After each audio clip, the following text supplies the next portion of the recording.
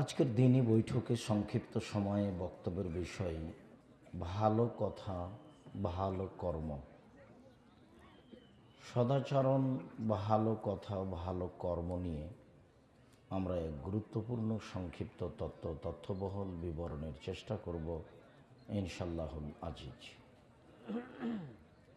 ইবাদতের জগতে সবচেয়ে ভারী নেকির ইবাদত হলো সদাচরণ, ভালো কথা, ভালো কর্ম। সদাচরণের নেকি যত ভারী, পৃথিবীতে আর কোনো ইবাদতের নেকি তত ভারী নয়। বিচারের মাঠে মানুষের পাপ নেকি ওজন হবে, পাপ নেকির খাতাও ওজন হবে, মানুষও ওজন হবে। তবে মোমেন পুরুষ নারীর নেকির পাল্লাই সবচেয়ে যেটা ভারী নেকি হবে সেটা হলো ভালো আচরণের নেকি। আল্লাহ তাআলা বলেন, নাদাউল মাওয়াজিনাল কিসতা লিয়াউমিল কিয়ামা, বিচারের মাঠে আমি ন্যায়পরায়ণের দাঁড়িপাল্লা স্থাপিত করব। আল্লাহ বলেন, আমি মানুষের পাপ নেকি ওজন করব। আল্লাহ তাআলা অন্য জায়গায় বলেন, ফামান সাকুলাত মাওয়াজিনুহু ফাউলাইকা হুমুল মুফলিহুন, বিচারের মাঠে যাদের নেকির পাল্লা ভারী হবে তারা হবে সফল মানুষ, তারা ভালো ফল ভোগ করবে। ওমান খাফফাত মাওয়াজিনুহু ফাউলাইকা আল্লাযীনা খাসিরু আনফুসাহুম, আর যাদের নেকির পাল্লা হালকা হবে তারা হবে বিচারের মাঠে ক্ষতিগ্রস্ত। আল্লাহ তাআলা অন্য জায়গায় বলেন, ফাম্মা মান সাকুলাত মাওয়াজিনুহু ফাহুয়া ফি ঈশাতির রাদিয়া, বিচারের মাঠে যার নেকির পাল্লা ভারী হবে তার জীবিকা নির্বাহ হবে অতীব সুখ স্বাচ্ছন্দ্যময়, ভালো আনন্দিত জীবন হবে। আম্মা মান খাফফাত মাওয়াজিনুহু, যার নেকির পাল্লা হালকা হবে, ফাউম্মুহু হাবিয়া, তার থাকার জায়গা হবে অতীব গভীর গহ্বর হাবিয়া। ওমাদ্রাকা মাহিয়া, মুহাম্মদ সাল্লাল্লাহু আলাইহি সাল্লাম আপনি কি বলতে পারেন হাবিয়া নামক জাহান্নামটি কি? তার পরিচয় আপনার জানা আছে? আমি বলি, নারুন হামিয়া, তা হচ্ছে জ্বলন্ত উত্তপ্ত আগুন। যাদের নেকির পাল্লা হালকা হবে তাদের থাকার জায়গা হবে হাবিয়া, যা হলো জ্বলন্ত আগুন। বলছিলাম মানুষের পাপ নেকি ওজন হবে। মনে রাখা ভালো হবে যে হিন্দুদের পাপ নেকি ওজন হবে না। কেন? তাদের নেকি নেই। যারা ইহুদি তাদের পাপ নেকি ওজন হবে না। কেন? তাদের নেকি নেই। ওজন হওয়ার জন্য দুই পাল্লাতেই জিনিস লাগবে, তাছাড়া ওজন চলে না। তো যেহেতু এদের নেকি নাই, কাজেই ওজন হবে কি দিয়ে? এক পাল্লা দিয়ে তার ওজন হয় না। খ্রিস্টানদের পাপ নেকি ওজন হবে না। কেন? তাদের নেকি নেই। যারা শিয়া, যারা কাদিয়ানি, যারা মুতাজিলি, যারা আশআরিয়া, যারা জাহামিয়া কারামিয়া, আকীদা নষ্ট, এমনকি আমাদের দেশেও যারা খুব দিন ধর্মে শক্ত বলে তাদের দাবি, কোরআন এবং সহিহ হাদিসের বিবেচনায় তাদেরও নেকি পাপ বিচারের মাঠে ওজন হবে না। আকীদায় মার খেয়ে গেলে পাপ নেকি ওজন হবে না। আকীদায় যদি ঠিক থাকে বিশ্বাস, তাহলে পাপ নেকি ওজন হবে, অন্যথায় হবে না। কথাটি একটু বুঝিয়ে বলি। আবু হুরায়রা রাদিয়াল্লাহু তাআলা আনহু বলেন, রাসূল সাল্লাল্লাহু আলাইহি ওয়াসাল্লাম বলেছেন, লাক্কিনু মাউতাকুম লা ইলাহা ইল্লাল্লাহ। তোমরা তোমাদের মমর্ষ ব্যক্তিকে মরে মরে জান যায় যায় এর পাশে তোমরা লা ইলাহা ইল্লাল্লাহ বলো। কি সুবিধা? মান কানা আখিরু কালামিহি লা ইলাহা ইল্লাল্লাহ ফাদাখালাল জান্নাহ। কারো যদি শেষ কালেমা লা ইলাহা ইল্লাল্লাহ হয়, তাহলে সে জান্নাতে চলে গেছে। এই কথা মুহাম্মদ সাল্লাল্লাহু আলাইহি সাল্লাম বলেন। তো আমাদের দেশে চাঁপাইনবাবগঞ্জে, শিবগঞ্জ কানসাটে, নবাবগঞ্জে এসব এলাকায় মানুষ যখন মরে মরে জান যায় যায়, তখন তার পাশে কোরআন মাজিদ পড়ে, পরেও পড়ে, আগেও পড়ে। ওরকম সাড়া দিতে হবে না। আমি অবশ্য যেদিনই আসি চাঁপাইনবাবগঞ্জের যে কোনো এলাকায়, তখন আমি একটা কথা বলার চেষ্টা করি যে যেহেতু আমি চাঁপাইনবাবগঞ্জের মানুষ, কাজেই আমার উপরে আমার একটা আপনার উপরে দাবি আছে। সেইটা হলো এই যে অন্তত দিনের ব্যাপারে আপনি আমার সাথে পরামর্শ করবেন, এটুকু আমার দাবি। এটা আমার জন্মভূমি হিসাবে। আমি এমন কথাগুলি অন্য জেলায় বলি না, পৃথিবীর যে কোনো প্রান্তে যাই বলি না। চাঁপাইনবাবগঞ্জে যখন আসি, তখন আমার জন্মভূমির দাবিতে সেটা বলি। তাতে আমি বলি, ধর্মের ব্যাপারে আমি আপনাকে চূড়ান্ত সঠিক সুন্দর পরামর্শ দিতে পারবো ইনশাল্লাহ। আমি যদি আপনার রাস্তাঘাট করে দিতে না পারি, আমি যদি আপনার স্কুল কলেজ করে দিতে না পারি, তবে আপনি ধর্মের ব্যাপারে আপনাকে আমি চূড়ান্ত সঠিক ধর্ম দিতে পারবো ইনশাল্লাহ। ধর্ম চর্চা করাই আমার কাজ। আপনার আমার চেয়ে মেধা বেশি, এইটা আমি বিশ্বাস করি, তবে আমি আপনার চেয়ে চর্চা করি বেশি। আমি 97 সাল থেকে ফতোয়া লিখি, আর 16 সাল থেকে ফতোয়া বোর্ড নিজে পরিচালনা করি। ধর্ম চর্চায় আমার কাজ। কাজেই আমি আপনাকে ধর্মের ব্যাপারে খুব সুন্দর সঠিক পরামর্শ দিতে পারবো।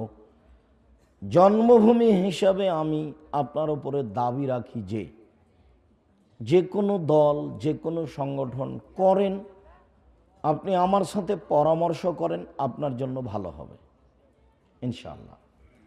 এটা আমার দৃঢ়তার ভিত্তিতে বলছি, আর আপনি আমার জন্মভূমির মানুষ, এই জন্য আমি বলছি। আমার কথাকে যে কেউই উল্টে দেখ না কেন, আমার কথাই চূড়ান্ত, তবে আমি মানুষ, ভুল কোনো জায়গাতে থাকতে পারে।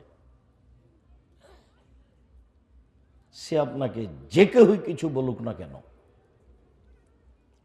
সে বাড়ি বাড়ি মহিলাদের বৈঠক করাই হোক, আর না হলে মরা মানুষের ঘরে গিয়ে চিল্লাচিল্লি করে দোয়া করাই হোক, আর না হলে মানুষের মরে মরে তখন তার বাড়িতে তার আগে সবাই মিলে কোরআন মাজিদ পড়ে দোয়া করাই হোক, শরীয়তের ব্যাপারে বিবাহ শাদী থেকে নিয়ে সলাত সিয়াম রোজা থেকে নিয়ে যত ধর্মীয় অন্তত ইবাদতগত ব্যাপার আছে, তাতে আপনাকে আমি সুন্দর চূড়ান্ত সঠিক ধর্ম দিতে পারবো ইনশাআল্লাহ। এবং আমি হোমসি খেলি দিব না। একাধিকবার, শতবার দেখা আছে যেটা, সেটা আপনাকে বলবো। সেটা মুখে বলেছি, কলমে বলেছি। সম্মানিত দিনী ভাই বোন, মানুষটা মরলেই তার মুখটা কেবলার দিকে করতে হবে, বিষয়টা এমন নয়। তাকে কবরে কেবলামুখী রাখতে হবে, এবারে গোটাটাই, গোটা পিঠটাকে একবারে কবরের একদিকে লাগিয়ে দিয়ে গোটাই কাত করে রাখতে হবে, এটাই শরীয়ত। তাকে গোসল করার আগে তার পেশাব পায়খানা পেট চিপে বের করা হবে না, তাকে স্বাভাবিক থাকতে দিতে হবে। নখ কাটা হবে না, শ্বাস বন্ধ হয়ে গেছে নখ কাটা বন্ধ। গোঁফ মোচ ছোট করা হবে না, শ্বাস বন্ধ হয়ে গেছে তার উপরে বিধান বন্ধ। নিচের লুম পরিষ্কার করা হবে না, শ্বাস বন্ধ হয়ে গেছে বিধান বন্ধ। যা বলছি সেটাই চূড়ান্ত। আপনাকে আমি শরীয়তের ব্যাপারে সঠিক সিদ্ধান্ত পরামর্শ দিতে পারবো ইনশাআল্লাহ। আকীদাই যাদের মার খেয়ে গেছে তাদের বিচারের পাল্লাই পাপ নেকি ওজন হবে না। আবু যার গেফারি রাদিয়াল্লাহু তাআলা আনহু বলেন, একদা আমি আল্লাহর নবীর নিকটে আসলাম, দেখি তিনি ঘুমিয়ে, আমি চলে গেলাম। একটু পরে আসলাম, দেখি তিনি জেগে। আমাকে দেখেই বলছেন, আবু যার গেফারি শোনো, মান কালা লা ইলাহা ইল্লাল্লাহ মুখলিসান বিকলবিহি, যে খালেস অন্তরে লা ইলাহা ইল্লাল্লাহ বলবে সে জান্নাতে চলে গেছে। তখন আবু যার গেফারি রাদিয়াল্লাহু তাআলা বলছেন, ওয়াইন জানা ওয়াইন শারাকা, চুরি করলেও যাবে, জেনা করলেও যাবে? তো আল্লাহ রাসূল বলছেন, ওয়াইন জানা ওয়াইন শারাকা, চুরি করলেও যাবে, জেনা করলেও যাবে। তা আবার বলছেন, ওয়াইন জানা ওয়াইন শারাকা, চুরি করলেও যাবে, জেনা করলেও যাবে। তো আল্লাহ রাসূল বলছেন, ওয়াইন জানা ওয়াইন শারাকা, চুরি করলেও যাবে, জেনা করলেও যাবে। আবার বলছেন যে ওয়াইন জানা ওয়াইন শারাকা, চুরি করলেও যাবে, জেনা করলেও যাবে। তখন আল্লাহ রাসূল বলছেন যে তোমার নাকটা মাটিতে মিশে যাক, আমি বলছি যাবে, তুমি আপত্তি করো কেন? এখন আপনার সাথে আমার এখানে একটা কথা থাকতে পারে যে আবু যার গেফারি রাদিয়াল্লাহু তাআলা আনহু শুধু এই দুটা পাপের কথা বলছেন কেন? পাপ তো আরো বড় বড় আছে, সিরিয়ালেতে এটা 5-6 নম্বর পাপ। 1 নম্বর পাপ হলো শিরক করা, সেটা বলবেন। 2 নম্বর পাপ হলো বাপ মায়ের অবাধ্য চলা।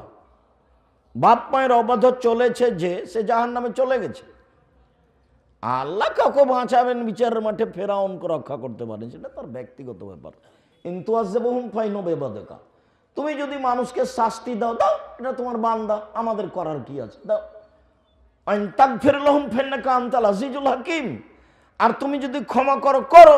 তুমি যদি ফেরাউনকে ক্ষমা করো, তাহলে কি আমি তোমার বিরুদ্ধে মামলা করতে পারবো যে কেন ক্ষমা করলে? হ্যাঁ, ফেরাউনের ক্ষমা হবে মানে এটি কি কেউ করতে পারবে? পারবে না, সেটা তোমার ব্যাপার। তো তুমি তো ক্ষমা করতেই পারো। তো আরো তো পাপ আছে। বাপ মায়ের অবাধ্য চলে জান্নাত লাভ করা যাবে না, কঠিন, এটা দ্বিতীয় মহাপাপ। তৃতীয় মহাপাপ মিথ্যা সাক্ষী। মিথ্যা সাক্ষীতে চাঁপাইনবাবগঞ্জ জেলে বহু মানুষ আছে নিজেও জানে না আমি কেন জেলে, তার এগুলো জানা নাই ঘটনা কি, জজও জানে না ঘটনা কি, উকিলও জানে না ঘটনা কি, যে সাজিয়েছে, যে টাকা দিয়েছে সেই জানে। এ হলো 3 নম্বর মহাপাপ। 4 নম্বর মহাপাপে কোনো জায়গাতে জেনা এসেছে, 4 নম্বর মহাপাপে কোনো জায়গাতে এসেছে মানুষকে হত্যা করা, সুদ খাওয়া। তো জেনা চুরি তো 3-4 নম্বরে। তো বারবার এইটা আবু যার গেফারি বলছেন কেন? এই জন্য বলছেন যে এই দুটা পাপের সামাজিক বাস্তবতা যত খারাপ, অন্য পাপের বাস্তবতা তত খারাপ নয়। এখনো যদি কেউ চোর ধরা পড়ে তো চোরও তাকে মারে। জেনা যদি সমাজে ধরা পড়ে তাহলে যে জেনা করে কিন্তু এখন ধরা পড়েনি সেও তাকে থুতু দেয়, সেও থুতু দেয়। তার মানে সামাজিকভাবে এই দুটা পাপ সামাজিকভাবে খুব ঘৃণিত। শিরক করা মহাপাপ, দিন রাত মানুষ করছে, কোনো পরোয়া নাই, চলছে, কোনো কিছু হয়ও না। মহাপাপ বাপ মারা অবাধ্য চলে, একবার মাকে টেনে বাড়ি থেকে বের করে দিয়েছে, দিয়ে বলছে তুই সবচেয়ে বড় খারাপ, তোর সাথে আমি একদিন থাকবো না। কত কি বলছে তার কোনো শেষ নাই।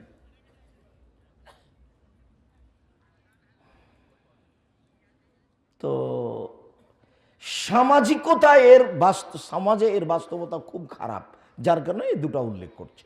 কথা এখনো শেষ হয়নি।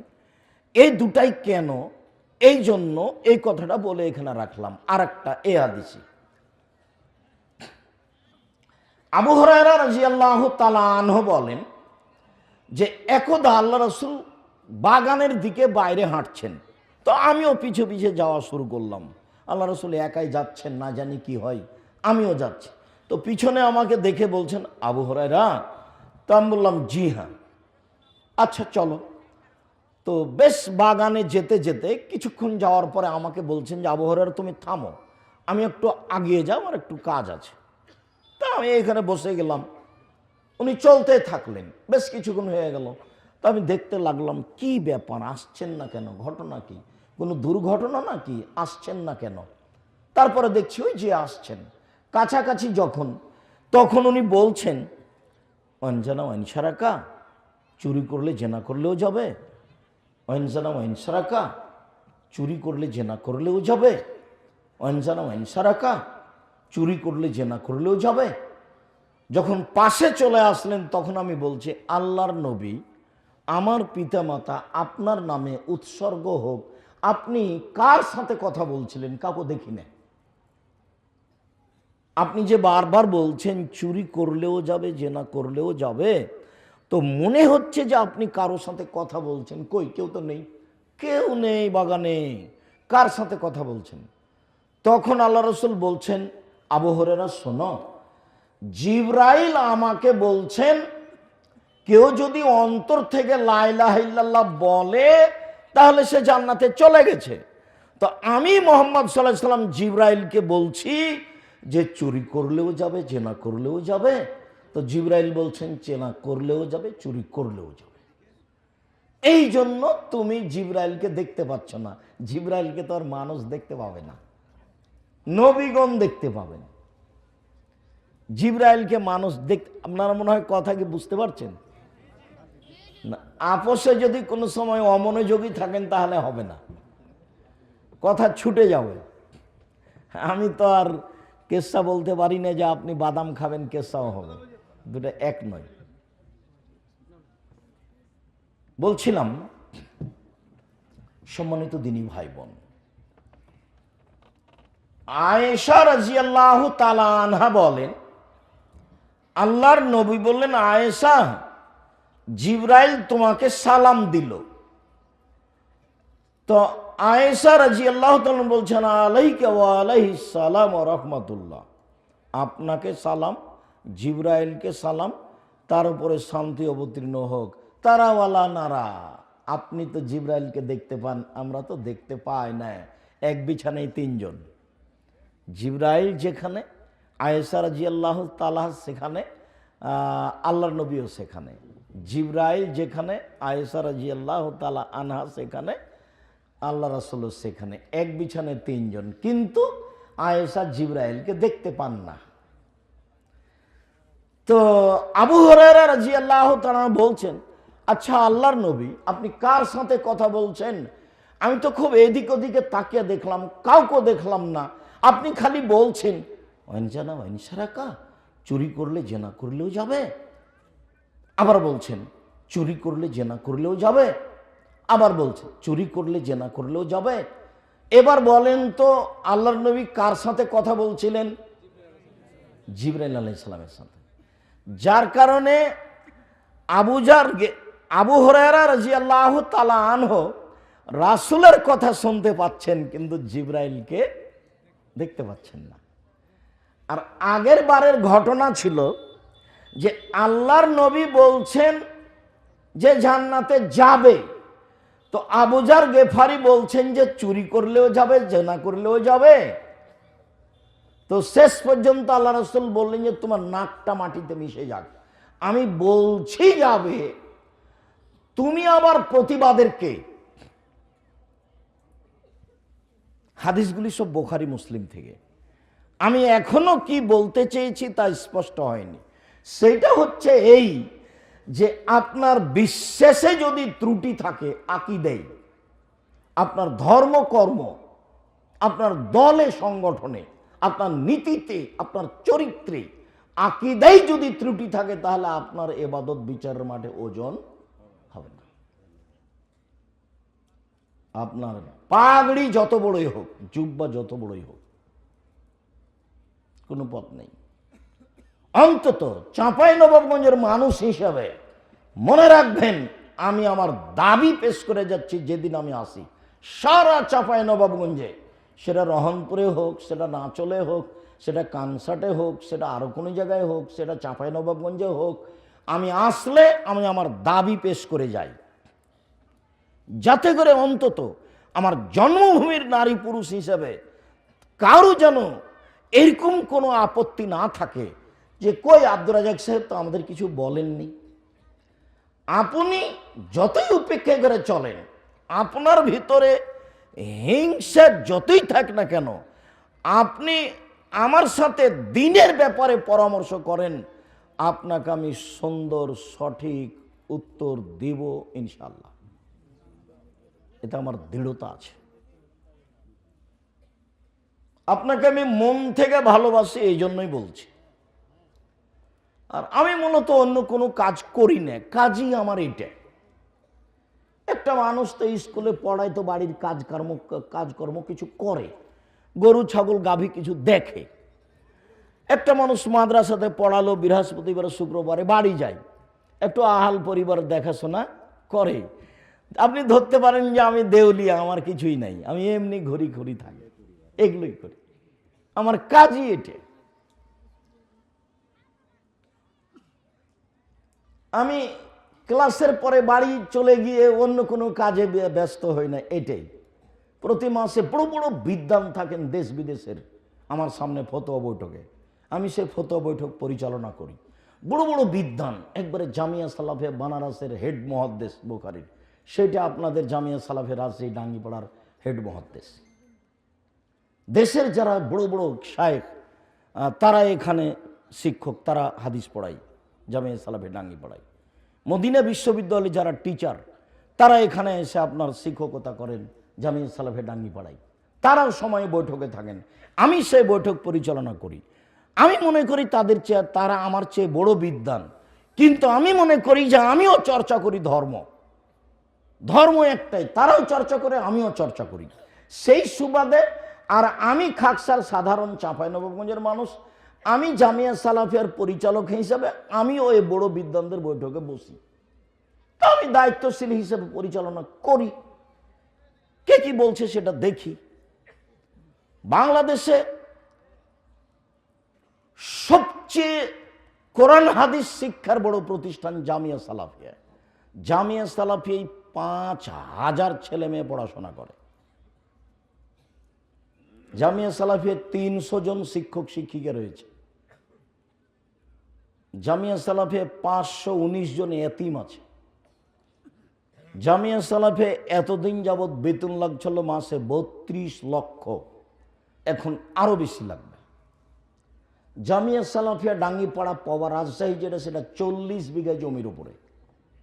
মহিলা শাখা তানোরে যেটা হচ্ছে জামিয়া সালাফিয়া মহিলা শাখা, সেটা ৬০ থেকে ৭০ বিঘা জমির উপরে।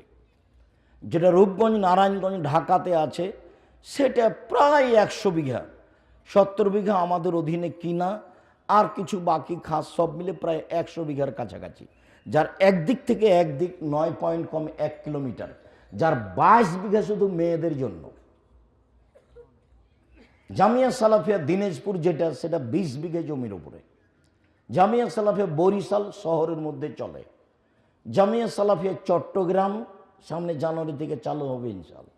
যশোর, কুষ্টিয়া, ঝিনাইদহ, ফেনী, ময়মনসিংহ, এগুলো জমি রেডি আছে, সময়ের গতিতে চালু হবে ইনশাআল্লাহ।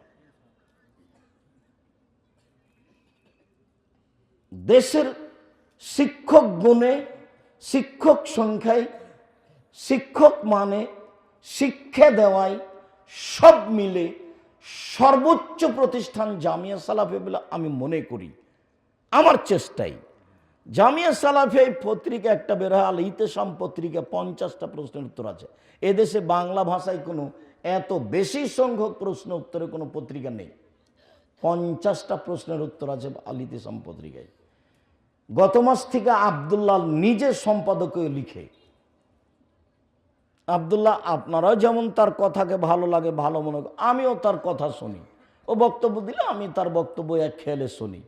মৌলানা রেজাউল্লাহ একদিন বলছেন, আপনারা যারা পুরাতন চিনবেন, হ্যাঁ মৌলানা রেজাউল্লাহ, একদিন আমি বলছি যে আল্লাহ নবী বলেছেন মোমেন হচ্ছে বলে আখি, নিজের জন্য যেটা ভালোবাসে অপরের জন্য সেটাই ভালোবাসে, অপরের ভালোবাসাটা নিজের ভালোবাসাটা সমান সমান। তখন আমি বলছি যে এ হাদিসের তরজমা হলো যে ভালো টাকা আগে দিতে হবে আর ছিঁড়া টাকা পরে দিতে হবে। তো ভালো টাকা আগে না দিয়ে ছিঁড়ে টাকা আগে দিয়ে পরে তো আবার ভালো টাকাটা দেওয়া লাগেই। তো আপনি আগে থেকে ওটা দেখছেন না কেন? ভালোটাই আগে দেন। যদি নাই কেউ না নেয়, ঘটনা এমন ঘটে নাই ঘটনা, তাহলে আপনার কাছে লস হোক। তো ভালোটা আগে দিতে হবে। তখন বক্তব্য শেষ উনি বলছেন, আব্দুর রাজ্জাক আমি তো আসলে তুমি যেটা বলেছো হাদিস তো সেটাই, আমি তো এটা এভাবে বুঝিনি, কোনোদিন পড়িয়েছি, বাস্তবে কোনোদিন করে দেখিনি। তো অনেক সময় আব্দুল্লাহ বক্তব্য দেওয়ার পরে আমি বলি যে হাদিস তো আমিও এটা বলি, কিন্তু এভাবে তো বলিনি। হাদিসের সারমর্ম তো আমি কতদিনে হাদিস বলেছি, কিন্তু এভাবে তো বলিনি, যার কারণে আমিও শুনি। তো সম্পাদকীয় আব্দুল্লাহ দেখে আল ইতিসাম পত্রিকার, মনে রাখবেন চাঁপাই নবাবগঞ্জের নিজস্ব পত্রিকা আল ইতিসাম পত্রিকা, আপনি গ্রহণ করতে পারেন আর না পারেন, আমি চাঁপাই নবাবগঞ্জের মানুষ, এটা আমার জন্মভূমি, সেই ভিত্তিতে আপনার কাছে আমি বলে গেলাম। জামিয়া সালাফিয়া বাংলাদেশে যত গড়ে উঠবে, চাঁপাই নবাবগঞ্জের নিজস্ব প্রতিষ্ঠান জামিয়া সালাফিয়া, এটা আপনি মনে রাখবেন। জামিয়া সালাফিয়ায় সারা দেশের কোনো মানুষ আমার সামনে এরকম কথা বলার সাহস রাখে না, আব্দুর রাজ্জাক সাহেব 2 কোটি টাকা আমি এখানে দিয়েছি, আমার কথাই মানতে হবে, এরকম কোনো কথা বলার কোনো লোক এদেশে নেই। ওরকম কোনো কেউ সাহসী রাখে না। জামিয়া সালাফিয়া বৈদেশিক পয়সা দিয়ে চলে না, জামিয়া সালাফিয়া কোনো সংস্থা দিয়ে চলে না, জামিয়া সালাফিয়ার আদায় কোনো শিক্ষক করতে পাবে না, জামিয়া সালাফিয়ার রসিদ বহি বাহিরে ব্যবহার হয় না, কোনো শিক্ষক রসিদ বহি ব্যবহার করলে তার জরিমানা হবে, ও শিক্ষকতাই করতে পাবে না ওখানে। জামিয়া সালাফিয়ায় কোনো দল সংগঠন চলে না, শিরক মুক্ত প্রতিষ্ঠান জামিয়া সালাফিয়া, বিদাত মুক্ত প্রতিষ্ঠান জামিয়া সালাফিয়া, দলমুক্ত প্রতিষ্ঠান জামিয়া সালাফিয়া, সংগঠন মুক্ত প্রতিষ্ঠান জামিয়া সালাফিয়া, হিংসা মুক্ত প্রতিষ্ঠান জামিয়া সালাফিয়া, জাতির দেশের সর্বোচ্চ গ্রহণীয় প্রতিষ্ঠান জামিয়া সালাফিয়া। সন্দেহ হলে কালকে দেখে আসেন, নিজের প্রতিষ্ঠান দেখে আসবেন। সম্মানিত দিনী ভাই বোন, কথা ওখানে ফিরে যায়, সেটা হলো এই যে আকীদা আপনি সংশোধন করেন, নিজে ধর্ম পালন করে নিজের বুঝ সমাজে বাস্তবায়ন করবেন, সেটা যদি ঠিক না হয় ক্ষতিগ্রস্ত আপনি হবেন।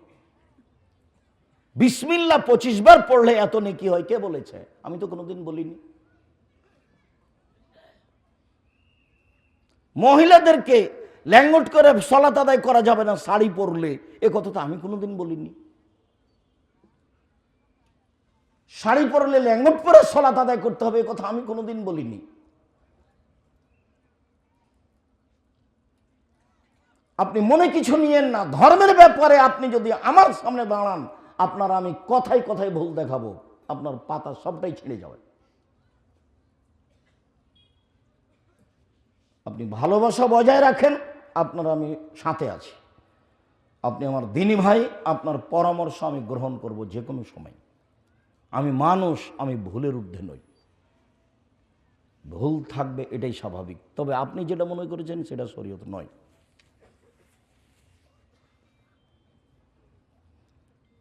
কথাই চলে যাই, আজকের বক্তব্য হচ্ছে সদাচরণ। সদাচরণের নেকি যত ভারী, নেকির পাল্লায় আর কোনো নেকি নাই যেটা এত ভারী নেকির পাল্লায়।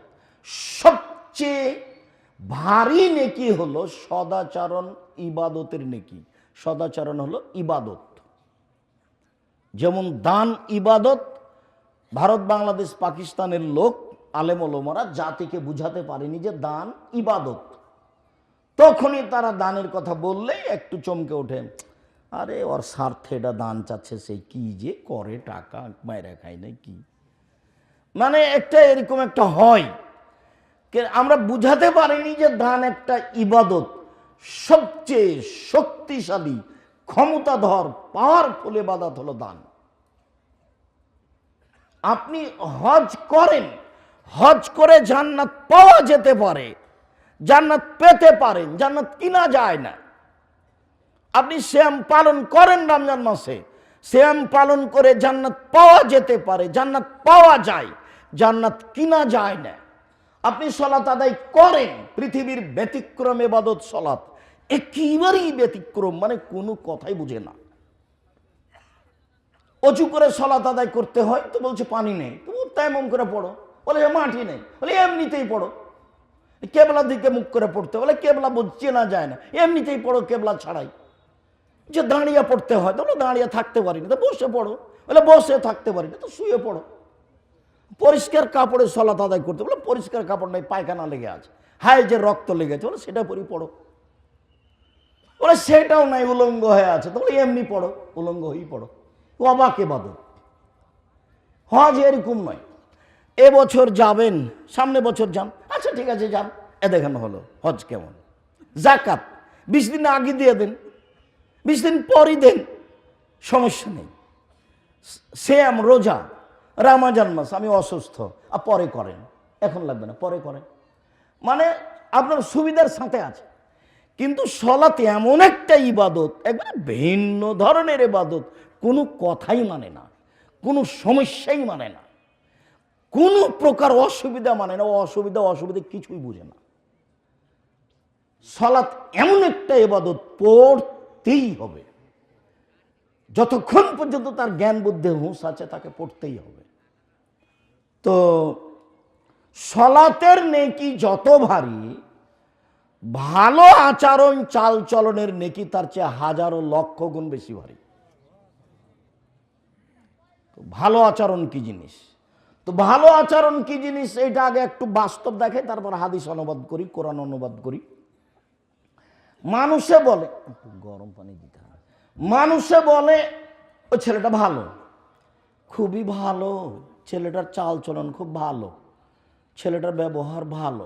এই যে মানুষে বলছে ওই ছেলেটার ব্যবহার খুব খারাপ, আরে ওর কথা বলছো, দুনিয়ার শয়তান, মুখ খারাপ, দোমুখা, বাদ দে ওর কথা, ওর নামটা আমার নিতে মনই চায় না। এ দেখেন, তাহলে মানুষও বুঝে যে মানুষের চালচলন ভালো মন্দ, এটা মানুষ বুঝে। 1 মিনিট, আব্বাস বাজারে একটা অটো দাঁড়িয়ে আছে, আপনি বসে আছেন, তো আমি গিয়ে উঠেছি, আমার হাতে একটা ব্যাগ ছিল, তো যেমন উঠেছি আমি বসেইনি, ছেলেটা টান দিয়েছে, তো আমি আপনার মুখের উপরে গিয়ে পড়ে গেছি। তো এখন আপনি বলছেন বসেন বসেন, কোনো সমস্যা নেই, বসেন বসেন, কোনো সমস্যা নেই, বসেন। এটা হলো একটা। আমি আপনার মুখের উপরে পড়ে গেছি, তখন আপনি বলছেন চোখ নাই, হুঁশ নাই, কথা গাড়িতে উঠে নেয় বেখিয়ালের মতো, চোখ নাই, কপালে চোখ নাই, দেখে বুঝতে পারেন না। তা আগেরটাও আচরণ, এটাও আচরণ, আপনি বলেন কোনটা ভালো? তো আগেরটার নেকি যত ভারী, ঠান্ডা পানি দিতে,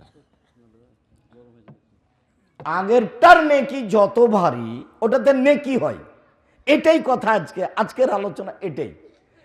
আগের আচরণের নেকি যত ভারী, ইবাদতের জগতে এমন কোনো নেকি নাই যেটা তত ভারী, সবচেয়ে বেশি ভারী, নামাজের চেয়ে বেশি ভারী, হজের চেয়ে বেশি ভারী, দানের চেয়ে বেশি ভারী, সিয়াম রোজার চেয়ে বেশি ভারী, কোরআন তালার চেয়ে বেশি ভারী। আর যখন শব্দ উল্লেখ করব তখন আপনি দেখবেন যে অবাক শব্দ ব্যবহার করেছেন আল্লাহর নবী। আগে একটা হাদিস বলি, তারপর ধারাবাহিক আয়াতে যাব, তারপর আবার হাদিসে ফিরে আসবো। দিয়েছে তো আবু দারদা রাজিয়াল্লাহু তাআলা আনহু বলেন, রাসূল সাল্লাল্লাহু আলাইহি সাল্লাম বলেছেন, ইন্না আফকালা শাইইন ইদাউ ফি মিজানিল মুমিন ইয়াউমাল কিয়ামা খুলুকুন হাসান। বিচারের মাঠে মোমেন পুরুষ নারীর নেকির পাল্লায় সবচেয়ে যেটা ভারী নেকি রাখা হবে সেটা হলো ভালো আচরণ। সবচেয়ে ভারী। ওখানে একটা শব্দ ব্যবহার করা আছে ইসিম তাবজিল। তো ইসিম তাবজিল তো আর আপনাকে আমি বুঝাতে পারবো না। যারা কমি মাদ্রাসা বা আলিয়া মাদ্রাসায় পড়েছে তারা একটু কিছু বুঝবে। মানে সবচেয়ে ভারী, ইন্না আফকালা শাইইন, বস্তুর সবচেয়ে ভারী যেটা নেকি মোমেন পুরুষ নারীর নেকির পাল্লায় রাখা হবে সেটা হলো ভালো চাল চলনের নেকি। এইখানে একটা কথা বলে রাখি, জীবনে আজ থেকে মিডিয়ায় যারা আছেন, মিডিয়ার কথা যারা সময়ের গতিতে অবগত হবেন, দেশ বিদেশের সকল দিনী ভাই বোনকে অনুরোধ জানাচ্ছি, ক্ষমতা দেখিয়ে, দাপট দেখিয়ে, দলীয় দাপট দেখিয়ে 5 মিনিট বেঁচে থাকার চেষ্টা করিয়েন না। ফেরাউন ডুবে গেছে। আর আপনাদের নেত্রীর বয়স ছিল মাত্র 45 মিনিট। কাজেই ক্ষমতা দেখিয়ে কিছু করতে চাইেন না, ক্ষমতা বিলীন হয়ে যাবে। অযথা ভুল, কাকে দাপট দেখালেন, কাকে ধমক দিলেন, কাকে জেলে দিলেন, কাকে হাজতে দিলেন, তারপর সময় শেষ। ফেরাউন যদি 1500 বছর বেঁচে থাকার পরেও সময় শেষ হয়, তাহলে আপনার তো বয়স 60, 62, 65, 77, এই তো। এ নিয়ে খামাখা এত কিছু কেন? নরম হন, হালাল রুজি উপার্জন করেন। এটা তো চাঁপাই নবাবগঞ্জ, এটা তো আর বলতে পারি না আমি যে এটা রংপুর, দিনাজপুর, লালমনিরহাট, টেনফোমারি, কুড়িগ্রাম, পঞ্চগড়, ঠাকুরগাঁ, গাইবান্ধা, জয়পুরহাট, বগুড়া, ওদের দুইটা স্বভাব ভালো নয়। কি? যৌতুক নেই, বেটার যৌতুক নেই। তা আমরা তো নিই না, চাঁপাই নবাবগঞ্জের মানুষ যৌতুক নেই না। আর ওদের আর একটা খারাপ স্বভাব আছে যে বোনকে জমি দেয় না। তো না না, ওরকম নয়। আমার বাপকে মাটি দিয়ে আমি আগে জমি ভাগ করেছি, তারপরে খেয়েছি। যদি জমি আমি টুকটাক চিনি, আমার ছোট ভাই চিনেই না, আজও চিনি না। আমার মা পছন্দ করতেন না যে আমরা জমি জায়গা দেখতে যাই, তো আমরা তখনও যাই না, আমার মা মরার পরেও যায় না, এখনো যাই না। আমার মা যেটা মনে করতেন সেটাই। তো আমি বলেছি যে যৌতুকের টাকা দিয়ে চাউল কিনে ভাত খেয়ে ইবাদত কবুল হবে না। বাপ বেটা ওরা ভিক্ষে করে খাবে, ওই টাকা দিয়ে চাউল কিনে ভাত খাইলে ইবাদত কবুল হবে? বাপ বেটা ভিক্ষে করে খাবে, যৌতুক নেবে কেন? সেটা খাট, খাটলা, চৌকি, বাক্স, ফার্নিচার, সাইকেল, মোটরসাইকেল, যেটাই হোক না কেন, আগামীকাল সন্ধ্যা হতে হতে খাট, খাটলা, চৌকি, বাক্স ফেরত পাঠাতে হবে, পাঠাতেই হবে। তুমি কা পুরুষের সন্তান, কা পুরুষ, তুমি ঘৃণিত পুরুষ, তুমি অপর জিনিস নেও কেন? দিন মজুরি করে খাও, দিন মজুরি করে খাও। যদি দিন মজুরি করে খেতে না পারো, মানুষের বাড়িতে কাজ করে যদি পাট দিয়ে খেতে না পারো, ভিক্ষা করে খাও। আমি ভিক্ষা করতে বলিনি, এটা অপছন্দ কাজ, জায়েজ। ভিক্ষা করা জায়েজ, অপছন্দ।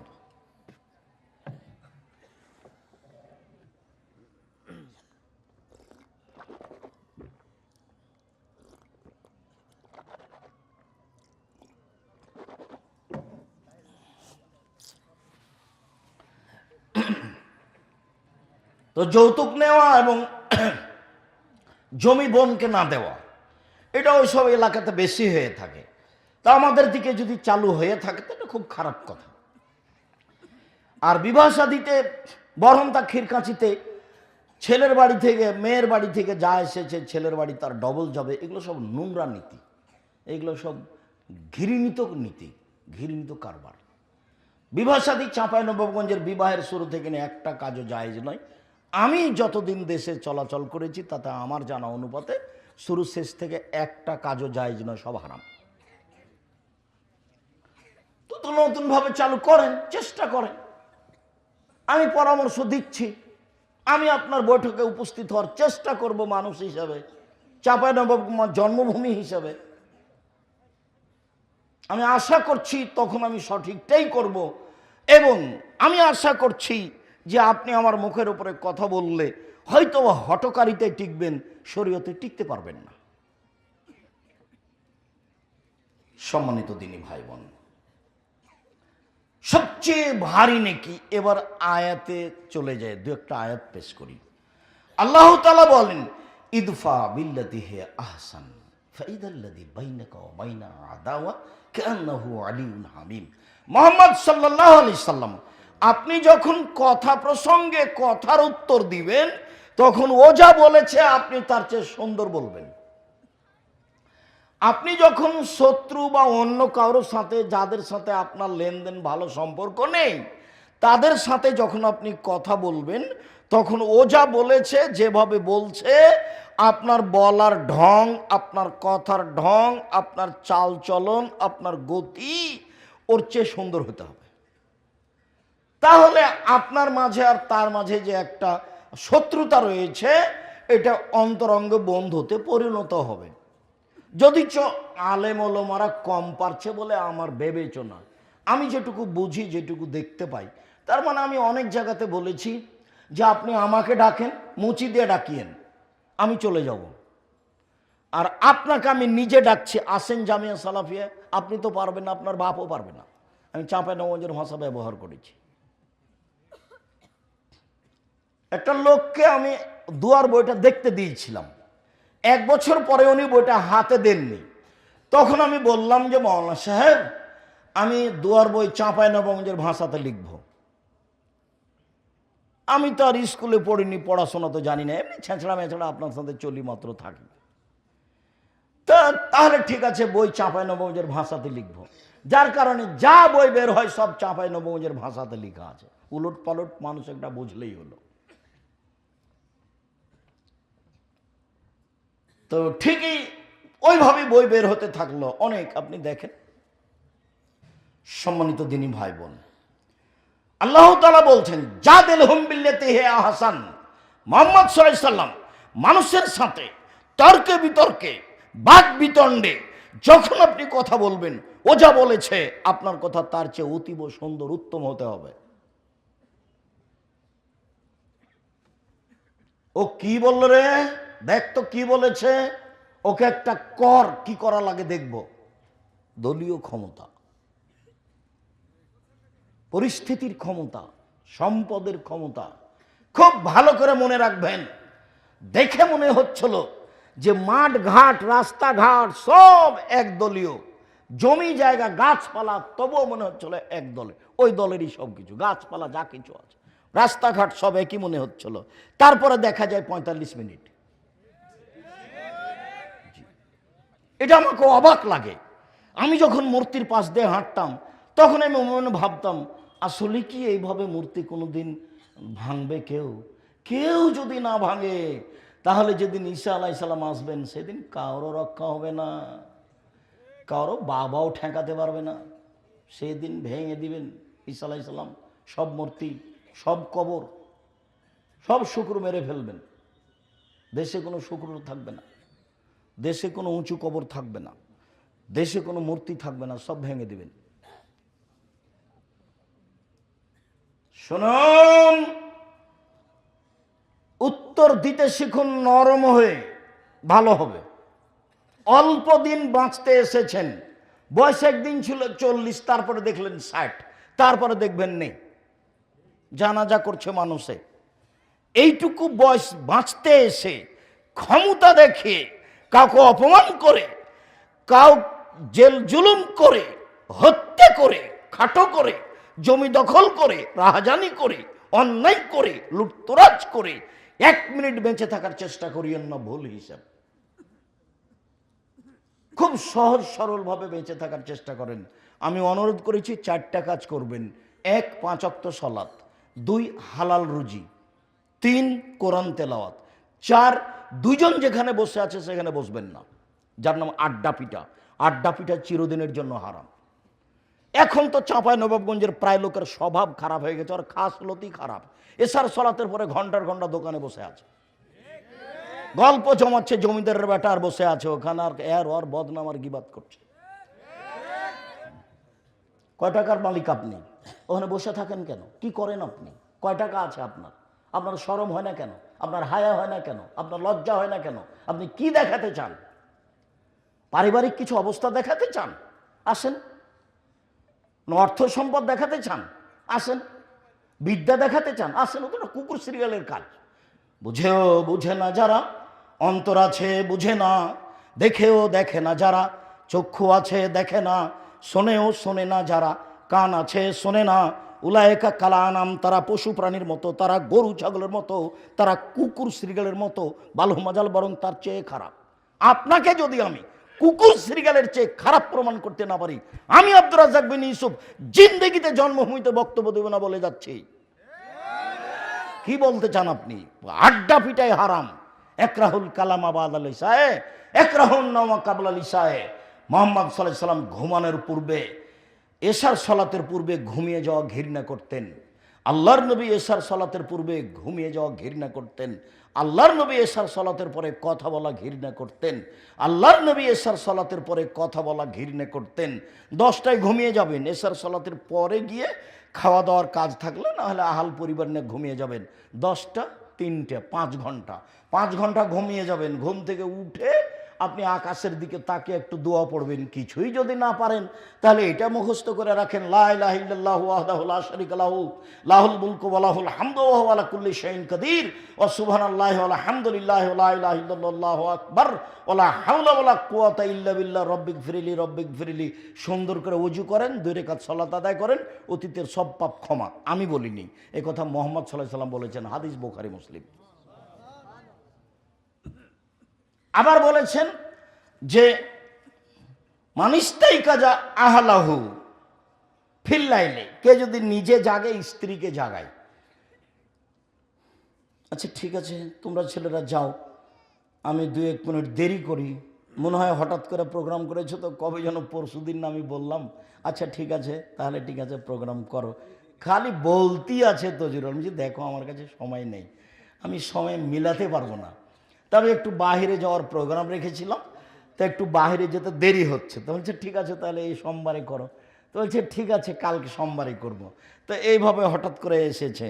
তো ছেলেরা আপনাদের কাছে গেলে যার কাছে সম্ভব যতটুকু 500 টাকা, 200 টাকা, 50 টাকা, 10 টাকা দিবেন, যাতে করে তাদের কাজটা সহজ হয়। খরচ তো থাকেই, তো কোনো সাড়া শব্দ হবে না, আমার দিকে চেয়ে থাকবেন। সম্মানিত দিনী ভাই বোন, আমি বলছিলাম রাসূল সাল্লাল্লাহু আলাইহি ওয়াসাল্লাম, আল্লাহ তাআলা বললেন যে তোমরা, মুহাম্মদ সাল্লাল্লাহু আলাইহি সাল্লাম আপনি মানুষের সাথে কথা বললে তর্ক বিতর্কে বাক বিতণ্ডে এমনভাবে বলবেন যাতে করে আপনারটা তার চেয়ে সুন্দর হয়। কখনো ক্ষমতা দেখিয়ে বসবাসের চেষ্টা করবেন না। 4টে জিনিস পালন করবেন, ফল ভালো হবে। 1 5 ওয়াক্ত সালাত, 2 হালাল রুজি, 3 কোরআন তেলাওয়াত। যে কোনো মূল্যে কোরআন তেলাওয়াত করবেন। বেশি না পারলে সূরা ইখলাস 3 বার পড়ে আল্লাহকে বলবেন, এই যে আমি কোরআন মাজিদ আজকে পড়লাম। অন্তত 1 মিনিট 2 মিনিটে 3 বার। আর যদি পারেন তো নিয়মিত কোরআন পড়বেন, জোহরের উপরে একটু, আসরের উপরে একটু, মাগরিবের পরে একটু, এশার পরে একটু, আর না হলে ফজরের উপরে লম্বা সময়, আর না হলে রাতে। কোরআন পড়তে আপনি অভ্যাসী হন, যে কোনো মূল্যে পড়তেই হবে। কোরআন বিপক্ষে বিচারের মাঠে দাঁড়ালে টিকতে পারবেন না। আর ওই বৈঠকে যারা বলেছে যে কোরআন না বুঝলে পড়া যাবে না, ওর বাপও বুঝে না। ওকে ডেকে নিয়ে আসেন, আমি তাকে আপনার সামনে দেখাচ্ছি। বড় বড় বিদ্বান যারা, তারা কোরআন মাজিদ কি বুঝেছেন অনেক জায়গাতে ঠিক করতে পারেননি, আল্লাহ আলাম বলে চলে গেছেন। আর উনি বলবেন যে কোরআন না বুঝলে পড়তে হবে না? কোন সাহসে সে বলে? আল্লাহ নবী বলছেন, বুখারী মুসলিমের হাদিস, কেউ যদি ছেঁচড়া মেচড়া করে কোনো রকমে যদি পড়ে তাহলে তার ডবল নেকি। হাদিস তো বুখারী মুসলিম। কেন আপনাকে কোরআন মাজিদ পড়া থেকে অনুৎসাহিত করবে? উৎসাহিত করতে হবে। আমরা তো মক্তব মসজিদে পড়েছি, আলিফ বিতে সে জিম হেখে দাল জাল করে পড়েছি, ওইভাবেই পড়বেন। মানুষ ভালো করে পড়ার চেষ্টা করুক, মানুষকে আমি চেষ্টা করতে না করিনি, কিন্তু পড়তেই পাবে না, না বুঝলে না বুঝালে। যে বলেছে সেই তো বুঝে না। 3 হলো কোরআন তেলাওয়াত। 4 আড্ডা পিটবেন না। এই কথা নিয়ে কথা এসেছিল, কোথাও আড্ডা পিটে গল্প করে সময় কাটাবেন না। এখন তো যেখানে সেখানে বাজার গড়েছে, একবারে রাত 12টা 1টা 2টা পর্যন্ত সব টিভি নিয়ে বসে আছে দোকানপাটে। এগুলো হচ্ছে নোংরামি, এগুলো হচ্ছে বেহায়, এগুলো হচ্ছে বিদ্যা না থাকার প্রমাণ, এগুলো হচ্ছে বুদ্ধি না থাকার প্রমাণ, এগুলো হচ্ছে ঘৃণিত মানুষের কাজ, এগুলো হলো নিকৃষ্ট মানুষের কাজ, এগুলো হলো বেহায়া মানুষের কাজ, এগুলো হলো বিদ্যা বুদ্ধি না থাকা মানুষের কাজ। আপনি দোকানে বসে ল্যাংটা মেয়ে দেখে চক্ষু ঠান্ডা করেন, কলিজা ঠান্ডা করেন, আর আপনাকে তিতা লাগে কথা? জি না, তিতা লাগবে কেন? আপনার স্বভাব খারাপ। চাঁপাইনবাবগঞ্জের ভাষাতে আপনার খাসলত খারাপ, সেই জন্য আপনি দোকানপাটে বসে অভ্যাসী সময় কাটান। কেন কাটাবেন? বাস হালাল উপার্জন করেন, এসার সলাত আদায় করে খেয়ে ঘুমিয়ে যাবেন, রাতখান মূল্যায়ন করবেন। রাতে উঠে বেশি না পারলে কথাটা এবার ফিরে এসেছে মাথায়, স্ত্রীকে জাগাবেন, আপনিও উঠবেন, 2 রাকাত সলাত আদায় করবেন। আল্লাহ নবী বলছেন যে কতিবা মিনা যাকিরিনা যাকিরাত, বড় বড় পরহেজগার যারা দুনিয়াতে চলে গেছে ওদের একটা তালিকা আছে। আপনি যদি রাতে উঠে আপনার স্ত্রী সহ 2 রাকাত নামাজ পড়তে পারেন, তাহলে আপনার নামটা ওই তালিকায় লিখে দেওয়া হবে। এই কথা মুহাম্মদ সাল্লাল্লাহু আলাইহি সাল্লাম বলেন। আমি যদি বুঝাতে না পারি আবার বলি,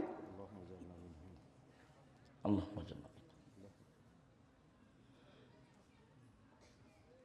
বড় বড় যারা পরহেজগার মানুষ ওদের একটা তালিকা আছে আল্লাহর কাছে। তো যারা স্বামী স্ত্রী উঠে রাতে দিয়ে 2 রাকাত সালাত আদায় করে, রাতে 2 রাকাত সালাত আদায় যদি করে, তো মুহাম্মদ সাল্লাল্লাহু আলাইহি সাল্লাম বলছেন এদের স্বামী স্ত্রীর নামটা ওই পরহেজগার মানুষের তালিকাতে লিখে দেওয়া হয়। এটা রাসূলের মুখের কথা। আপনি উপদেশ বইয়ে দেখেন, আজকে তো বই নাই, এমনি এসে ছেলেটা গাড়িতে যে এসে সে বলছে যে আজকে সব কিছু ছুটি, কাজে দোকানের কোনো বই পুস্তক আমি উঠাতে পারিনি। তো লাইব্রেরি আছে সামনে, ওখান থেকে নেবেন। সম্মানিত দিনী ভাই বোন, মহান আল্লাহ বলেন ফাবিমা রাহমাতিন মিনাল্লাহ লিনতা লাহুম ওয়ালাউ কুনতা ফাদ্দান গালিদাল কলব। কেউ খালি হাতে পাঠাবেন না। ওরা যারা আপনার সামনে চোখের সামনে যাচ্ছে, রাসূলের এই কথাটা মনে রাখবেন যে যে যতটুকু দিল আল্লাহ তার ততটুকু পূর্ণ করে দেন, আর যে যতটুকু দেয় না আল্লাহ তার ততটুকু ক্ষতি করে দেন। ক্ষতি হবেই, বলা লাগবে না, এমনিতেই ক্ষতি হয়ে যাবে। কাজেই ও যেন আপনার সামনে দিয়ে এমনি খালি চলে না যায়।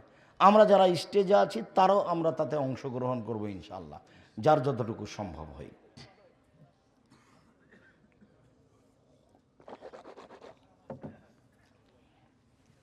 মহান আল্লাহ বলেন ফাবিমা রাহমাতিন মিনাল্লাহ লিনতা লাহুম ওয়ালাউ কুনতা ফাদ্দান গালিদাল কলব লানফাদ্দু মিন হাওলিক। মুহাম্মদ সাল্লাল্লাহু আলাইহি সাল্লাম, আল্লাহর পক্ষ থেকে আপনার উপরে বড় দয়া যে আপনার স্বভাবটা নরম, আপনার চাল চলন নরম। ওয়ালাউ কুনতা ফাদ্দান গালিদাল কলব, যদি আপনি কঠোর কর্কশ স্বভাবের মানুষ হতেন, লানফাদ্দু মিন হাওলিক, তাহলে মানুষ আপনার পাশ থেকে সরে যেত, আপনার পাশে কেউ থাকতো না। আল্লাহর এটা দয়া। তাহলে মনে রাখবেন, যার মুখ খারাপ, যে বউকে গালি দেয়, মানুষকে গালি দেয়, একটুতেই 19-20 হলে একবারে খেপে যায়, একটু সাইকেলটা গাড়ির চাকাটা আর একটা গাড়ির সাথে লেগে গেছে, তো মনে হচ্ছে মানুষও নয় কুকুরও এত এভাবে খেপে উঠবে না। অবাক কথা, তার চরিত্র বলে কোনো জিনিসই নাই, তো ভাবে খেপে যাচ্ছে। এই যারা গাড়িতে উঠে গাড়ি চালায়, যারা ওই যে টাকা আদায় করার নাম কি, কন্ডাক্টর, এরা যে আচরণ করে 2 টাকা 1 টাকার কারণে, অনেক প্যাসেঞ্জার 2 টাকা 1 টাকার কারণে যেসব আচরণ করে, এই যে ভ্যানওয়ালা, এর ভ্যানটা বাড়ির সাথে ঠেকে গেছে, এমন গালি দিল, এবারে চাঁপাইনবাবগঞ্জের ভাষাতে মন ঠান্ডা করে গালি দিল, জি ঠান্ডা করে দিল। একটা আর এক জায়গাতে বেঁধে গেছে, তো নো দিল। মানে স্বভাবই নয় এগুলো, একেবারে স্বভাব খারাপ, তার এটা প্রমাণ। একবারে মুখ বন্ধ রাখতে হবে।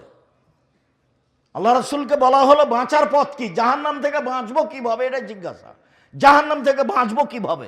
তখন বলছে যে আলসেম লেসানাক, মুখখান বন্ধ রাখো, জান্নাত চলে যাবা, জাহান্নাম থেকে বেঁচে যাবো, মুখ বন্ধ রাখো।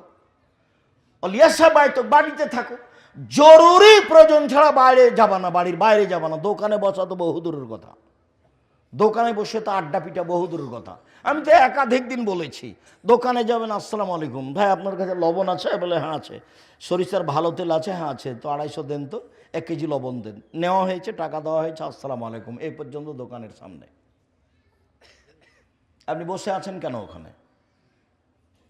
আর ও তো মনে করছে যে টিভি না চললে সবকে বসানো যাবে না, সবাই চক্ষু ঠান্ডা করবে, ল্যাংটা মেয়েকে দেখবে, কলিজা ঠান্ডা করবে, দিয়ে জান্নাতের মেয়ে ভোগ করবে। জান্নাতের মেয়ে তো অত সহজ নয়। আল্লাহ নবী বলেছেন হজেবাতিন নার বিশ্বাহ, তো হজেবাতিল জান্নাতের মেকারে। জান্নাত ঘেরা আছে নিয়ম নীতি, কষ্ট ক্লেশ ত্যাগ তিতিক্ষা দিয়ে, আর জাহান্নাম ঘেরা আছে মনের ইচ্ছা দিয়ে। মন মতো চলবে যে, নাফসানি খাহেসাত নিয়ে চলবে যে, সে জাহান্নামে যাবে। আপনি দোকানে বসবেন কেন? ওখানে তো ল্যাংটা মেয়ে নাচে, ওখানে বসবেন কেন? আল্লাহ বলছেন জান্নাতের মেয়েরা এত সুন্দরী, ওরা এত সুন্দরী, ওরা এত সুন্দরী, ওদেরকে দেখে মনে হবে ঝিনুকের মধ্যে লুকানো মুক্তা। আল্লাহ চ্যালেঞ্জ করে বলেছেন ওদেরকে মানুষ কোনোদিন স্পর্শ করেনি, ওদেরকে জিন কোনোদিন স্পর্শ করেনি। ওদের চক্ষু হবে লম্বা লম্বা, টানা টানা, ডাগর ডাগর। সুন্দরী হওয়ার জন্য যত পথ ঘাট নিয়ম পথ আছে সব তাদের মধ্যে আছে। ওরা জান্নাতের মহিলা। ওদেরকে ভোগ করতে হলে রাসূল সাল্লাল্লাহু আলাইহি সাল্লামের পদ্ধতিতেই জীবন কাটাতে হবে, তাহলে সহজ হবে, তাছাড়া হবে না। এগুলো করে হবে না। সম্মানিত দিনী ভাই বোন, মহান আল্লাহ বলেন আপনি যদি কঠোর স্বভাবের হতেন, আপনার যদি স্বভাব ভালো না হতো, তাহলে মানুষ আপনার পাশ থেকে সরে যেত। শোনেন, এক ফাফানহুম, মানুষকে মাফ করুন। মানুষ আপনাকে গালি দিয়েছে, মানুষ আপনার সাথে কিছু করেছে, বলেছে, মানুষে বলেছে ও জাদুঘর, মোহাম্মদ জাদুঘর, মোহাম্মদ জাদুকর। মানুষে বলেছে ও হলো গণক, মানুষে বলেছে ও হলো পাগল, ওকে কুকুর লাগিয়ে দে, ধুলা দে। ও বলছে 360 জন মাবুদ নাই, একজন সপ্তম আকাশের উপরে আছে। ছি ছি ছি ছি ছি, তাকে দেশে রাখা যাবে? ওকে মার, ওকে হত্যা কর, ওকে দেশ থেকে তাড়িয়ে দে। কত যে কে কি বলছে, আপনি সবকে মাফ করে দেন। শুধু মাফ নয়, ওয়াস্তাগফির লাহুম, ওরা আপনাকে গালি দিয়ে যে পাপ করেছে, এখন আপনি আল্লাহকে বলেন আল্লাহ ওরা আমাকে গালি দিয়ে পাপ করেছে, এটা তুমি মাফ করে দাও। আমার উপরে বিভিন্ন মন্তব্য করে পাপ করেছে, এটা মাফ করে দাও। এটা হলো সদাচরণ। প্রতিপক্ষকে ক্ষমা করতে হবে, প্রতিপক্ষের জন্য মাপ চাইতে হবে। তাহলে আমাদের দেশে একটু বুঝি, আপনার স্ত্রীর, আপনার একটা সিম গাছে সিম ধরবে ধরবে, এরকম একটা সিম গাছ প্রতিবেশীর ছাগলে এসে কেটে দিয়েছে। তো আপনার স্ত্রী যেমনভাবে গালি দেওয়ার দিয়েছে, তো এখন আপনি বাড়িতে এসে শুনলেন যে সিম গাছ কেটে দিয়েছে, তো আপনার স্ত্রী খুব বলেছে, তো প্রতিপক্ষ আপনার স্ত্রীর গালি সহ্য করতে না পারে মারতে এসেছে দরজা পর্যন্ত।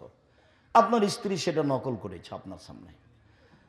কি তোমাকে মারতে আসে আমার দরজায়? এইরকম কিছু না বলে রাত 9টার সময়তে আপনার বাড়িতে গিয়ে বলছে ভাইজান আপনার ছাগলে আমার সিম গাছ খেয়ে নিয়েছে, কেটে দিয়েছে, সেই জন্য আমার স্ত্রী আপনাকে গালি দিয়েছে, আমি আপনার কাছে ক্ষমা চাইতে এসেছি। পারবেন?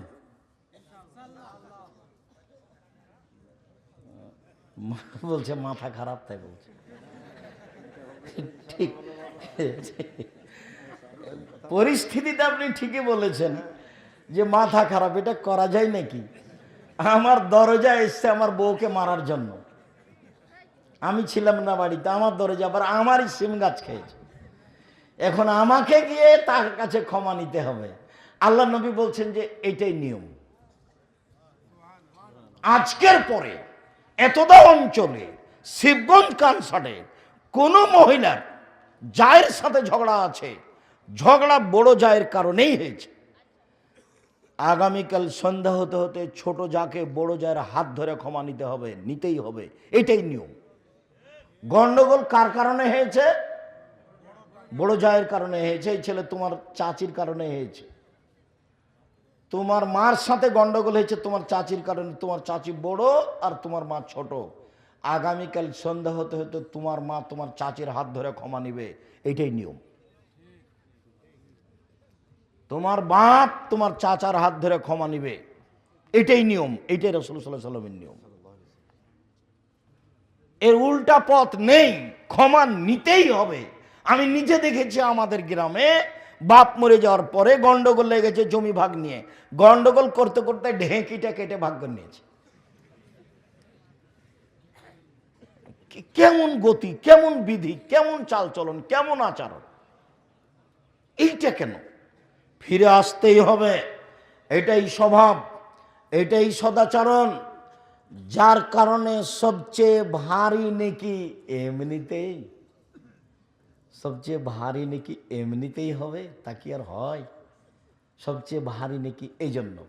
যদিও আরেকটা হাদিস তখনই বলতে হতো, ছেড়ে এসেছি, সবচেয়ে ভারী নেকি নয় তাতে, তবে নেকি ভারী, সবচেয়ে ভারী নয়। আল্লাহ রাসূল বলছেন কালেমাতানে, দুটি বাক্য, খাফিফাতানা আলাল লিসানে, মুখে হালকা উচ্চারণে, সাকিলাতানে হাবিবাতানে ইলার রহমানে, রহমানের নিকটে প্রিয়, সাকিলাতানে ফিল মিজানে, দাড়ি পাল্লাই ভারী, তা হলো সুবহানাল্লাহ হবে হামদিহি সুবহানাল্লাহিল আযীম। এর যেটা নেকি আছে সেটা ভারী, সুবহানাল্লাহ, আলহামদুলিল্লাহ, লা ইলাহা ইল্লাল্লাহ, আল্লাহু আকবার, এদের যে এইসব বাক্যের নেকি যত ভারী, এসব শব্দের নেকি যত ভারী, সুবহানাল্লাহি ওয়া বিহামদিহি সুবহানাল্লাহিল আযীমের নেকি তার চেয়ে অনেক বেশি বেশি ভারী, তবে সবচেয়ে ভারী নয়। লা ইলাহা ইল্লাল্লাহু ওয়াহদাহু লা শারীকা লাহু লাহুল মুলকু ওয়া লাহুল হামদু ওয়া হুয়া আলা কুল্লি শাইইন কাদির, সব নবী বলেছেন, সকল নবী বলেছেন, আরাফার মাঠে বলতে হয়। এই জিকিরের নেকি যত ভারী, সুবহানাল্লাহি ওয়া বিহামদিহি সুবহানাল্লাহিল আযীমের নেকি তার চেয়ে বেশি ভারী। সুবহানাল্লাহি ওয়া বিহামদিহি সুবহানাল্লাহি ওয়া বিহামদিহি সুবহানাল্লাহি ওয়া বিহামদিহি, এর নেকি যত ভারী, সুবহানাল্লাহি ওয়া বিহামদিহি সুবহানাল্লাহিল আযীমের নেকি তার চেয়ে বেশি ভারী। সুবহানাল্লাহি ওয়াল হামদুলিল্লাহি ওয়া লা ইলাহা ইল্লাল্লাহু আল্লাহু আকবার, এই তাসবির নেকি যত ভারী, সুবহানাল্লাহি ওয়া বিহামদিহি সুবহানাল্লাহিল আযীমের নেকি তার চেয়ে বেশি ভারী। কোনো বার নাই, যে যা পারে বলবে, লুটে নিবে একবারে, দুই হাত দিয়ে নেকি লুটে নেকি, শ্বাস বন্ধ হয়ে গেলে নেকি নাই, যে যা পারে বল, দিন রাত বলুক, সূরা ইখলাস 3 বার পড়ুক, একবার কোরআন মাজিদ পড়লে যা নেকি হয় তাই হবে। পড়েন, আপনাকে কে ঠেকাচ্ছে? আমি তো বলেছিলাম সকালে 3 বার পড়বেন, বিকালে 3 বার পড়বেন, তা আপনি তো টিকতেই পারেন না। আপনি একদিন বলছিলেন, তখন আপনার নাতি দৌড়িয়ে এসে, পোতা দৌড়িয়ে এসে বলছে, দাদা আপনাকে দাদি ডাকে, দাদি ডাকে, দাদি ডাকে, আপনি পড়া বাদ দিয়ে ছুটে চলে গেলেন। কই, আপনি তো টিকতে পারেন না, টিকা তো খুব কঠিন, টিকতে হবে। রাসূল সাল্লাল্লাহু আলাইহি ওয়াসাল্লাম বলছেন, আহাব্বুল আমাল ইলাল্লাহি আদওয়ামুহু ওয়া ইন কাল্লা, আল্লাহর নিকটে সবচেয়ে প্রিয় আমল কম হোক, চলমান, চলমান থাকবে, কম হোক। আপনি সূরা ইখলাস 3 বার পড়ার সিদ্ধান্ত নিন, 100 বার নয়। যারা বলেছে 100 বার পড়লে এত নেকি, সে মিথ্যা কথা বলেছে। যারা বলেছে সূরা হাসর পড়লে সকালে বিকেলে এইভাবে হয়, তারা মিথ্যা কথা বলেছে। যারা বলেছে যে মুমূর্ষু ব্যক্তির পাশে সূরা ইয়াসিন পড়তে হবে, তারা মিথ্যা কথা বলেছে। ওকে তওবা করে ফিরে আসতে হবে, হাদিস জাল, ওটা পড়া যাবে না, এই কথাই ঠিক। আয়াতুল কুরসি পড়েন, সূরা বাকারার শেষ 2 আয়াত পড়েন, যেগুলো সহি হাদিস দ্বারা প্রমাণিত, সেগুলোর কোনো কথা নাই, অযথা আদগবি ঢং করে বেড়াচ্ছে। সম্মানিত দিনী ভাই বোন, জোহাইনা কাবিলার একজন লোক সাহাবী, উনি বলছেন, কালু, সাহাবীগণ বলেন, আল্লাহ রাসূল, মা খায়রু মা উতিয়াল ইনসান, মানুষকে যে আল্লাহ নেয়ামত দিয়েছেন তার সবচেয়ে ভালো কোনটা? আল্লাহ মানুষকে নেয়ামত দিয়েছেন 2 হাত, 1 হাত নেই যার, তাকে জিজ্ঞাসা করেন যে 1 হাতের দাম কত? 1 হাতে পায়খানা পানি করার পরে পানি চো খরচ করতে পারে না, কাপড়ও পরতে পারে না, তাহলে কত কষ্ট। তাহলে ও জানে যে 2 হাতের কত দাম। যার 1 পা নাই তাকে জিজ্ঞাসা করেন 1 পায়ের কত দাম? তাহলে এইটা একটা নিয়ামত, এটা একটা নিয়ামত, বউ একটা নিয়ামত, বাড়ি গাড়ি নিয়ামত, অর্থ সম্পদ নিয়ামত, বুদ্ধিবিদ্যা নিয়ামত। তো আল্লাহ তো মানুষকে অনেক নিয়ামত দিয়েছেন, তো সবচেয়ে ভালো কোনটা আল্লাহর নবী বলেন তো? তখন আল্লাহ রাসূল উত্তরে বলছেন, আল খুলুকুল হাসান, ভালো আচরণ। মনে থাকবে না মনে হয়? আল্লাহ মানুষকে অনেক নিয়ামত দিয়েছেন, আপনি একটা নিয়ামত বলেন তো দেখি আল্লাহর দেওয়া। দুই চোখ,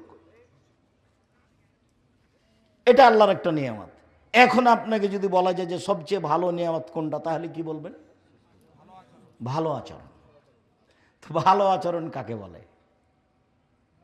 কেউ যদি ক্ষতি করে দেয় আপনার, তাহলে যদি আপনি চাঁপানেগঞ্জের ভাষাতে বলেন তোকে সেটা নিব, তাহলে হবে? জি না, ধৈর্যের পরিচয় দিতে হবে।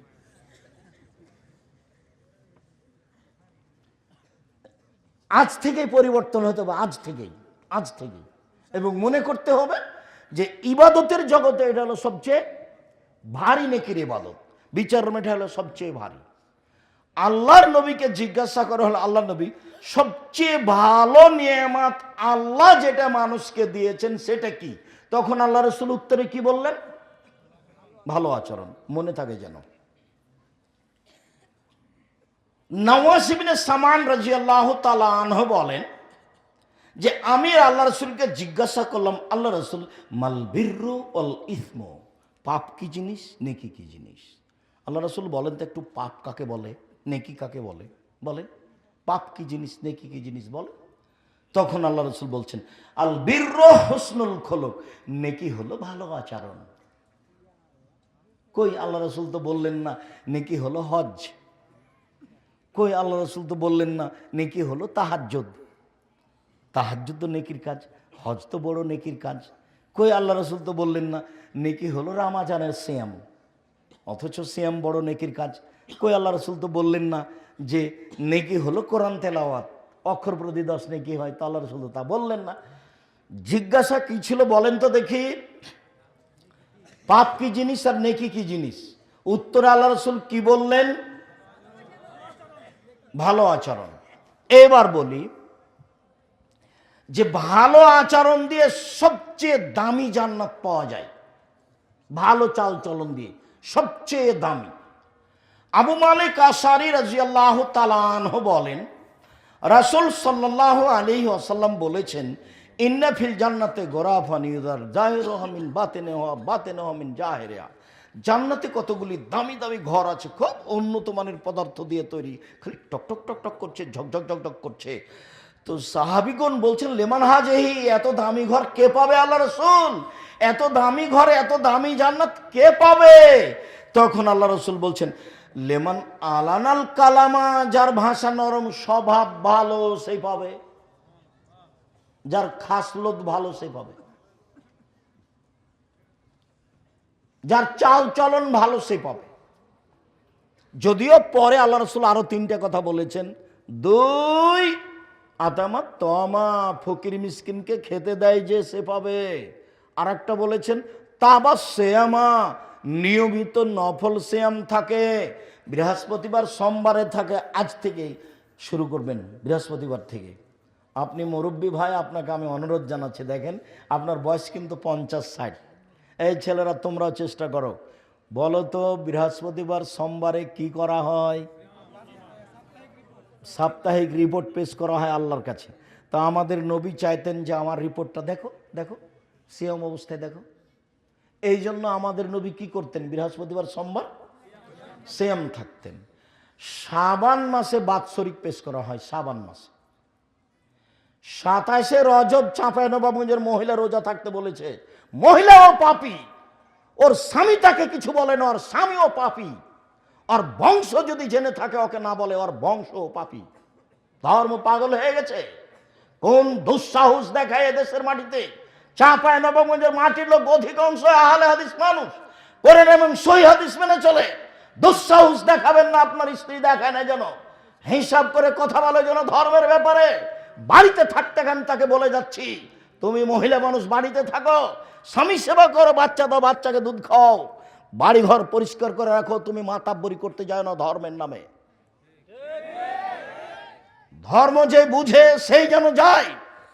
আমি তোমার কাছের দিনী ভাই, তোমার বাড়ি চাঁপাইনবাবগঞ্জ, আমারও বাড়ি চাঁপাইনবাবগঞ্জ, এই জেলাতেই। আমি তোমার দিন প্রচার হিসাবে সবচেয়ে কাছের মানুষ, কাছের ভাই। তুমি আমাকে হিসাব করো, মূল্যায়ন করো, তুমি পরামর্শ নাও, আমি তোমাকে দিনের ব্যাপারে চূড়ান্ত সঠিক পরামর্শ দিব ইনশাআল্লাহ। জাতির যদি রাস্তাঘাট করে দিতে না পারি, জাতির যদি স্কুল কলেজ করে দিতে না পারি, জাতিকে চূড়ান্ত সঠিক ধর্ম দিতে পারবো ইনশাআল্লাহ। ধর্মের ব্যাপারে জাতিকে ফাঁকি দিয়ে পরকাল হারাতে রাজি নই। বৃহস্পতিবার সোমবার সিয়াম থাকেন, শাবান মাসে এক টানা 15 দিন পর্যন্ত সিয়াম থাকেন। আল্লাহ রসুল শাবান মাসে বেশি বেশি সিয়াম থাকতেন, খালি রিপোর্ট ধরার জন্য, খালি রিপোর্ট ধরার জন্য, বাৎসরিক রিপোর্ট। উহুব্বাই ইউরাজা আমালি ওয়ানা সায়েম। আমার মনটা চাই যে বাৎসরিক রিপোর্ট যখন আল্লাহর কাছে পেশ করা হবে, তখন আল্লাহ দেখুক যে আমি সিয়াম আছি। না, দেখো আমার রিপোর্ট, দেখো সিয়াম অবস্থায় দেখো। এটা আল্লাহ রসুল চাইতেন, যার জন্য আপনাকে আমি শাবান মাসে বেশি বেশি সিয়াম থাকতে বলছি। জুলহিজ্জার 1 থেকে 9টা সিয়াম থাকার জন্য অনুরোধ জানাচ্ছি। আপনার ওই শাওয়ালে 7টা ভেঙে ভেঙে রাখতে হবে, ফালতু কথা। ধারাবাহিক রাখার চেষ্টা করেন, না পারেন সেটা ভিন্ন কথা, না পারেন সেটা ভিন্ন কথা, এর চেষ্টা করেন ধারাবাহিক রাখার। শাবানের 7টা রাখেন, সারা বছর সিয়াম পালনে নেকি পাবেন। প্রতি মাসে 3টা রাখেন, মহরমের 2টা রাখেন, আরাফার 1টা রাখেন। অভ্যাসী হন, সিয়াম রাখতে অভ্যাসী হন। ভালো ইবাদত, বড় ইবাদত। সিয়াম রাখতে অভ্যাসী হন। সময় শেষ, দেখতে দেখতে সময় শেষ। ভুল বুঝিয়েন না, চেষ্টা করেন। আপনাকেই করতে হবে, মানুষই করে, গরু ছাগল করে না। ইবাদত মানুষই করে, গরু ছাগল করে না, আপনাকেই করতে হবে। যারা আপনারা দিনী বোন, আপনাকে আমি বলছি, আপনি শুরু করেন। স্বামীকে বলে শুরু করবেন, যেহেতু নফল সিয়াম। অসল্লা বিল্লাহি ওয়ান নাস নিয়াম। মানুষ যখন ঘুমিয়ে থাকে তখনও তাহাজ্জুদ পড়ে, এও দামি জান্নাত পাবে। কথা ছিল আমাদের, সবচেয়ে দামি জান্নাত পাবে সে যার চাল চলন ভালো। যে মহিলার চাল চলন ভালো, সারা দিন খালি গ্রামে ঝগড়া করে, এর সাথে ওর সাথে, ওর সাথে খানিক ফাসাদ করে, এর সাথে খানিক ফাসাদ করে, আর সন্ধ্যার সময়তে বলেছি, মন ভরে বলেছি। ঝগড়াতে সবচেয়ে বেফাস কথা বলেছে, তখন বলছে যে মন ভরে বলেছি, মনের স্বাদ মিটিয়েছে। ও হলো বস্তির মেয়ে। ও কোথাকার মেয়ে? ও হলো বস্তির মেয়ে, নোংরা পরিবেশের মেয়ে। ওর বাপ তাকে শিখিয়ে দেয়নি। কোন সাহসে মুখ খারাপ করে কথা বলে, প্রতিবেশীর সাথে ঝগড়া লাগিয়ে? মুখ বন্ধ করে রাখেন। আপনি আমার দিনী বোন, আপনি মুসলিম মানে মেনে নিয়েছেন, আপনার ধর্মের নাম মানে ইসলাম মানে মেনে নেওয়া। আপনি মেনে নিয়েছেন, তার নাম মুসলিম, আমি মেনে নিয়েছি, তার নাম মুসলিম। আপনি কেন মুখ খারাপ করে কথা বলবেন? আর আপনাদেরকে বলছি, স্ত্রীকে গালি দিবেন না ওভাবে। মুখখানা তো খারাপ কেন? ভাত রান্না করে দেয়, পোয়াল শুকিয়ে দেয়, কাজ করে দেয়, গরুর নেন্দে পানি দিয়ে দেয়, এত কাজ করার পরে কেন? ও সৌদি আরবের মেয়ে হলে, ওই দিল্লির মেয়ে হলে বুঝতে পারতেন, একটু কাজ করতে বললে বলতো, মাই তেরি বাঁধি আই হো, আমি কি তোমার দাসী নাকি আমাকে কাজ করতে বলো? মানে কোন সাহসে আমাকে কাজ করতে বলো? ভাত রান্না করতে বলা যাবে না। এ তো বাংলাদেশের চাঁপাইনবাবগঞ্জের মেয়ে, ভোর রাতে এটা পিসে। কিভাবে সংসার চলে আমাদের বাপ মায়ের, কিভাবে চলে যাম বুঝতেই পারি না।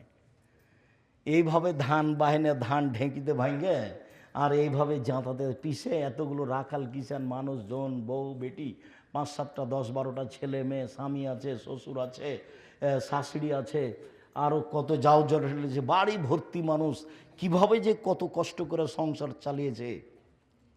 তারপরে আপনাদের স্বভাব কত খারাপ, কথায় কথা বউকে গালি দেন। মুখ খারাপ করবেন কেন? আল্লাহ বলছেন যে তোমার শান্তি তৃপ্তির জন্য আমি তোমার স্ত্রী সৃষ্টি করেছি। তো যদি গালি দেন বউকে, তো শান্তি তৃপ্তি হবে কি দিয়ে? এটা আমি বলিনি, এ কথা আল্লাহ বলছে। যার কারণে সাহাবী যখন বললেন, হাকিম বিন মুআবিয়া আল কোসাইরি, আল্লাহ নবী, স্ত্রীরা আমাদের কাছে কি পাই, আমরা কি কি দিব তাদেরকে? বলেন তো আল্লাহ নবী, ওরা আমাদের কাছে কি পায়? এক, ফাকসুহা মাক্তাসাইতা, যে মানের কাপড় পরো সে মানের পরাবা। আতেমা মাতায় এমতা, যে মানের খাদ্য খাও সে মানের খাওয়াবা। খাওয়া কাপড় পরা থেকে শুরু, কাপড়ের জিম্মেদারি আপনাকে দিতে হবে। ও যদি অভিমান করে তাহলে তার খারাপ, অভিমান করলে শয়তান সুযোগ পাবে। অভিমান কি জিনিস? কত যে তোমাকে বললাম যে একটু চিকন শাড়ি কিনো, একটু চিকন শাড়ি কিনো, তুমি কিনলে না, এর নাম হলো অভিমান। একবার যদি অভিমান করে মহিলা, তাহলে শয়তান তার সংসার ভেঙে ছেড়ে দিবে। একবার মা দেয়নি, আর একবার চেয়েছে তখন দেয়নি, তখন পরের দিন বলবে তোমার কাছে কত চেয়ে তুমি কোনো দিনই দাও না। এই যে শয়তান বলাচ্ছে, দিনে মানে কি বলিস তুই, দেও না তো তুমি, দিনেও তুই চলে যাও, ছেড়ে দাও চলে যাও। আমি 1 মিনিটের মধ্যে 3 তালাক দিয়েছে, 10 তালাক দিয়েছে।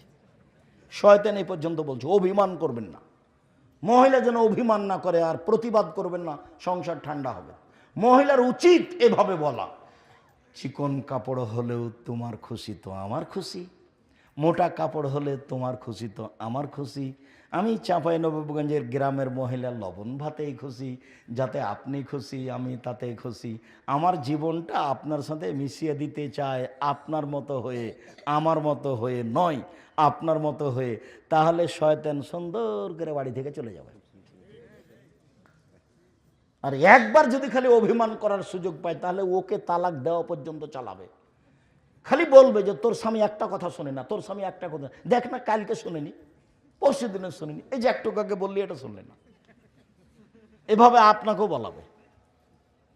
এই জন্য প্রতিবাদ, হ্যাঁ তুমি এই কথা বললে কেন, এই তুই কথা বললি কেন, এই তুই মা, তুমি আর মাকে এই কথা তুই বললি কেন, হ্যাঁ তুই বললি কেন, তো বলেছে তুই কি হবে, তো বলেছি তুই চলে যাও, তো ছেড়ে দাও চলে যাও। এই যে শুরু হয়ে গেছে,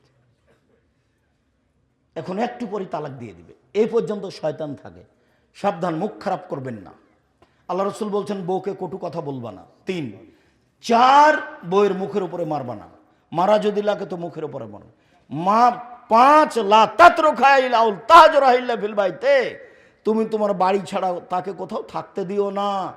খালার বাড়ি যেতে পাবে না, নানির বাড়ি যেতে পাবে না, মায়ের বাড়ি যেতে পাবে না, জরুরি প্রয়োজন ছাড়া আপনার বাড়ি ত্যাগ করতে পাবে না। বাজার যাও তো বহু দূরের কথা, বাজার তো বহু দূরের কথা, মার্কেট তো বহু দূরের কথা। ভ্যানিটি ব্যাগটা হাতে করে চলা আপনাকে খারাপ লাগে না? দিনরাত ভ্যানে উঠে ঘুরে আপনাকে খারাপ লাগে না কেন? আমরা যদি একদিন দেখি এরকম ভ্যানে উঠেছে অজ্ঞানে কি কথা, শরম থাকা দরকার, আপনাকে খারাপ লাগা উচিত। যাবে কেন? জরুরি প্রয়োজন ছাড়া বাড়ির বাইরে যেতে পারবে না। আগে যেমন আপনার ফুফু, আপনার খালা, নানিকে দেখতেন যে পুরুষ মানুষ সামনে পড়লে ওরা কি করতে, হাঁটতে হাঁটতে একদিকে যে দাঁড়াইতো, তাই না? ফুফুর বাড়ি গেছেন, ফুফুকে আসছে সাথে, তখন রাস্তায় মানুষ পড়েছে, তখন ফুফু কি করেছে? আমি হাঁটতে থেকেছি, দেখছি আর একটু আগে ফুফু একদিকে দাঁড়িয়ে আছে, তো লোকটা যখন পার হয়ে গেছে তখন আমার ফুফু আবার হাঁটতে লাগবে। এইটা স্বভাব ছিল। তো পুরুষ মানুষ দেখলে তারা রাস্তা থেকে সরে যেয়ে দাঁড়াইতো। আর ওই বাড়িতে আপনার স্ত্রী চাঁপাইনবাবগঞ্জের বাজারে ঘুরে, আর আপনি বলছেন আমি শিক্ষিত মানুষ। ভুল হিসাব, আপনি শিক্ষিত নন, আপনি মূর্খ মানুষ। শিষ্টাচার বলে আপনার কাছে কোনো জিনিস নেই। সম্মানিত দিনী ভাই বোন, রাসূল সাল্লাল্লাহু আলাইহি সাল্লাম যা বলেছেন তাতে সদাচরণে জান্নাতুল ফেরদাউস পাওয়া যাবে। আগের হাদিস ছিল সবচেয়ে দামি জান্নাত, এবার হলো জান্নাতুল ফেরদাউস। দেখেন এক খেলে চেয়ে থাকবেন, কথার 19 বিষয় নেই জানো। উমামা বাহেলি রাদিয়াল্লাহু তাআলা আনহু বলেন, আল্লাহ রাসূল বলেছেন, আনা যাইমুন বিবাইতিন লিমান তারাকাল মিরাহা ওয়াইন কানা মুহিক্কান। কেউ যদি তর্ক ছেড়ে দেয়, সত্য হলেও তর্ক করবে না।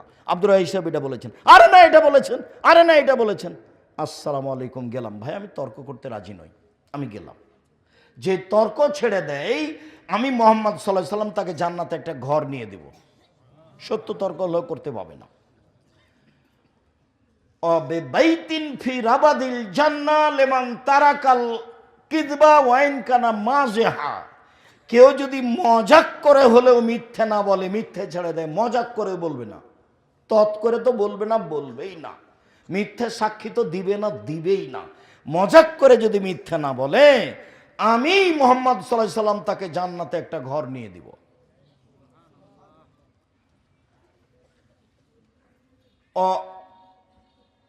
ওমান হাসানা খলকাহু আলাল জান্নাত লিমান হাসানা খলকাহু। আর আমি সবচেয়ে মাঝামাঝিতে উঁচু জান্নাত, জান্নাতুল ফেরদাউস নিয়ে দেব, যে তার চাল চলনকে ভালো করলো। যদি না বুঝাতে পারি আমি ব্যর্থ, আপনাকে আমি বুঝাতে পারলাম না। তর্ক ছেড়ে দিলে জান্নাতে একটা ঘর, মিথ্যে কথা ছেড়ে দিলে জান্নাতে একটা ঘর, আর জান্নাতুল ফেরদাউস হবে যার চাল চলন ভালো তার জন্য, উনি নিয়ে দিবেন। মুহাম্মদ সাল্লাল্লাহু আলাইহি সাল্লাম আপনাকে নিয়ে দিবেন, উনি জিম্মেদার। যার চাল চলন ভালো তাকে আল্লাহর নবী কি নিয়ে দিবেন? জান্নাতুল ফেরদাউস নিয়ে দিবেন। মনে থাকবে না মনে হয়? যার চাল চলন ভালো আল্লাহ নবী তাকে কি নিয়ে দিবেন? জান্নাতুল ফেরদাউস নিয়ে দিবেন। উনি বলছেন আমি জিম্মেদার, আমি নিয়ে দিব। তো চাল চলন কি জিনিস? তো অবাক কথা। চাল চলন ভালো আচরণ দিয়ে দুইটা বড় বড় নেকির ইবাদতের নেকি হবে, দুইটা বড় বড় ইবাদত তার নেকি হবে। আয়েশা রাদিয়াল্লাহু তাআলা আনহা বলেন, আল্লাহর নবী বলেছেন, ইন্নামাল মুমিন ইয়াজাদু বিহুসনি খুলুকিহি দারাজাতা সাইমাল কায়েম। মানুষ ভালো চাল চলন আচরণ দিয়ে রাতে তাহাজ্জুদ পড়ে যত নেকি হয়, ভালো চাল চলনে তত নেকি হয়। নিয়মিত সিয়াম রোজা থেকে যত নেকি হয়, ভালো চাল চলনে তত নেকি হয়। মনে থাকবে? ভালো চাল চলনে 1 নিয়মিত তাহাজ্জুদ, ভালো চাল চলনে 2 নিয়মিত রোজা নফল সিয়াম। মনে থাকবে না মনে হয়? মনে থাকবে না? তুমি তো ভুল বুঝেছো। সাপ্তাহিক 2টা বললে হবে না, সবটাই বলতে হবে। যদি সবটাই মনে করে থাকো তাহলে ঠিক আছে। নিয়মিত নফল সিয়াম মানে সপ্তাহে 2টা, ওই হিসাবে ঠিক আছে। নিয়মিত নফল সিয়াম দিয়ে জানে কি হয়, ভালো চাল চলনে তাই নাকি হয় 1। 2 নিয়মিত তাহাজ্জুদ পড়ে জানে কি হয়, ভালো চাল চলনে তাই নাকি। আবু মালিক আশআরী রাদিয়াল্লাহু তাআলা আনহু বলেন, রাসূল সাল্লাল্লাহু আলাইহি সাল্লাম বলেছেন, আল মুমিন লিল মুমিন কাল বুনিয়ান ইয়াসুদ্দু বাযুহু বাযান সুম্মা সাব্বাকা বাইনা আসাবে। একজন মুমিন আরেকজন মুমিনের জন্য প্রাচীরের মতো, একজন মুমিন আরেকজন মুমিনের জন্য প্রাচীরের মতো। তারপর দেখালেন এইভাবে, আল্লাহ রাসূল বলছেন, দেখো দেখো দেখো পৃথিবীর মানুষ দেখো, বাস্তব দেখো। ডান হাতের আঙ্গুল বাম হাতের মধ্যে ঢোকালেন, এইভাবে মুসলমান থাকবে। এখন যদি একজন বিপদে পড়ে আর বিপরীত দলের, তাহলে এমন খুশি হয়, গর্জ হয় করে, ঠিক আছে ঠিক আছে ঠিক আছে, তুই বিপদে পড়েছিস, ঠিক হয়েছে, তোর স্বভাব গুণে পড়েছিস তুই, এভাবে বলছে। আমার চোখের দেখা গরু জবাই করেছে, আমার চোখের দেখা গরু জবাই করেছে, গরু। সেটা কি ছিল? বিপরীত দলের লোক পরীক্ষায় ফেল করেছে, যে ছেলে খুব মাতাব্বরি করতো ও পরীক্ষায় ফেল করেছে, তখন এই গরু জবাই করেছে খুশিতে। আর এখন তো আপনারা দেখতে পাচ্ছেন নেটে এমন হুজুর বলছে, একবার ধুয়ে ছেড়ে দিছে। বাচ্চা টাচ্চা করে কি যে বলছে, তার মনে হচ্ছে বুদ্ধি কমে গেছে না কি, আল্লাহ ভালো জানে। আলেম ওলামা মানুষ যেসব আলেম ওলামা আর একজনের বদনাম করে, তখনও সে আলেম, এটা আমার কাছে ধরা পড়ে না। আমার মনে হয় আমি যেভাবে বুঝি তাতে ও আলেম নয়। তো বদনাম না করে তো বাঁচা যায়। আমি 90 সাল থেকে মাঠে আছি, 90 সাল থেকে এখন পর্যন্ত আমি কোনোদিন কারোর বিরুদ্ধে একটা বাক্য বলিনি। আমি কোনোদিন মাযহাবের নাম নিনি। আমি সরকারের পাতায় পড়ি না, জীবনে কোনোদিন নিনি। আছি তো, ভালোভাবেই আছি আলহামদুলিল্লাহ। আপনার বিরুদ্ধে কথা বলার আমার প্রয়োজন হয় না, আমি পিছন দিকে তাকিয়ে দেখি না কে আছে। ও যদি আমাকে লুটে ধুয়ে খেয়ে নেয় তবে আমি কিছু বলবো না। বরং ও যদি গালি দিতে দিতে থেমে যায়, তো আমি আবার পাল্টা রিং দিয়ে বলি, ভাইজান গালি মনে হয় শেষ হয়নি, টাকা মনে হয় শেষ হয়ে গেছে। তো যদি আপনার কিছু থাকে তাহলে বলে নেন। অনেক দিন আমি এভাবে পাল্টা রিং দিয়ে বলেছি। আর গালি শুরু করেছে মানে মা বোনকে দিয়ে শুরু করেছে।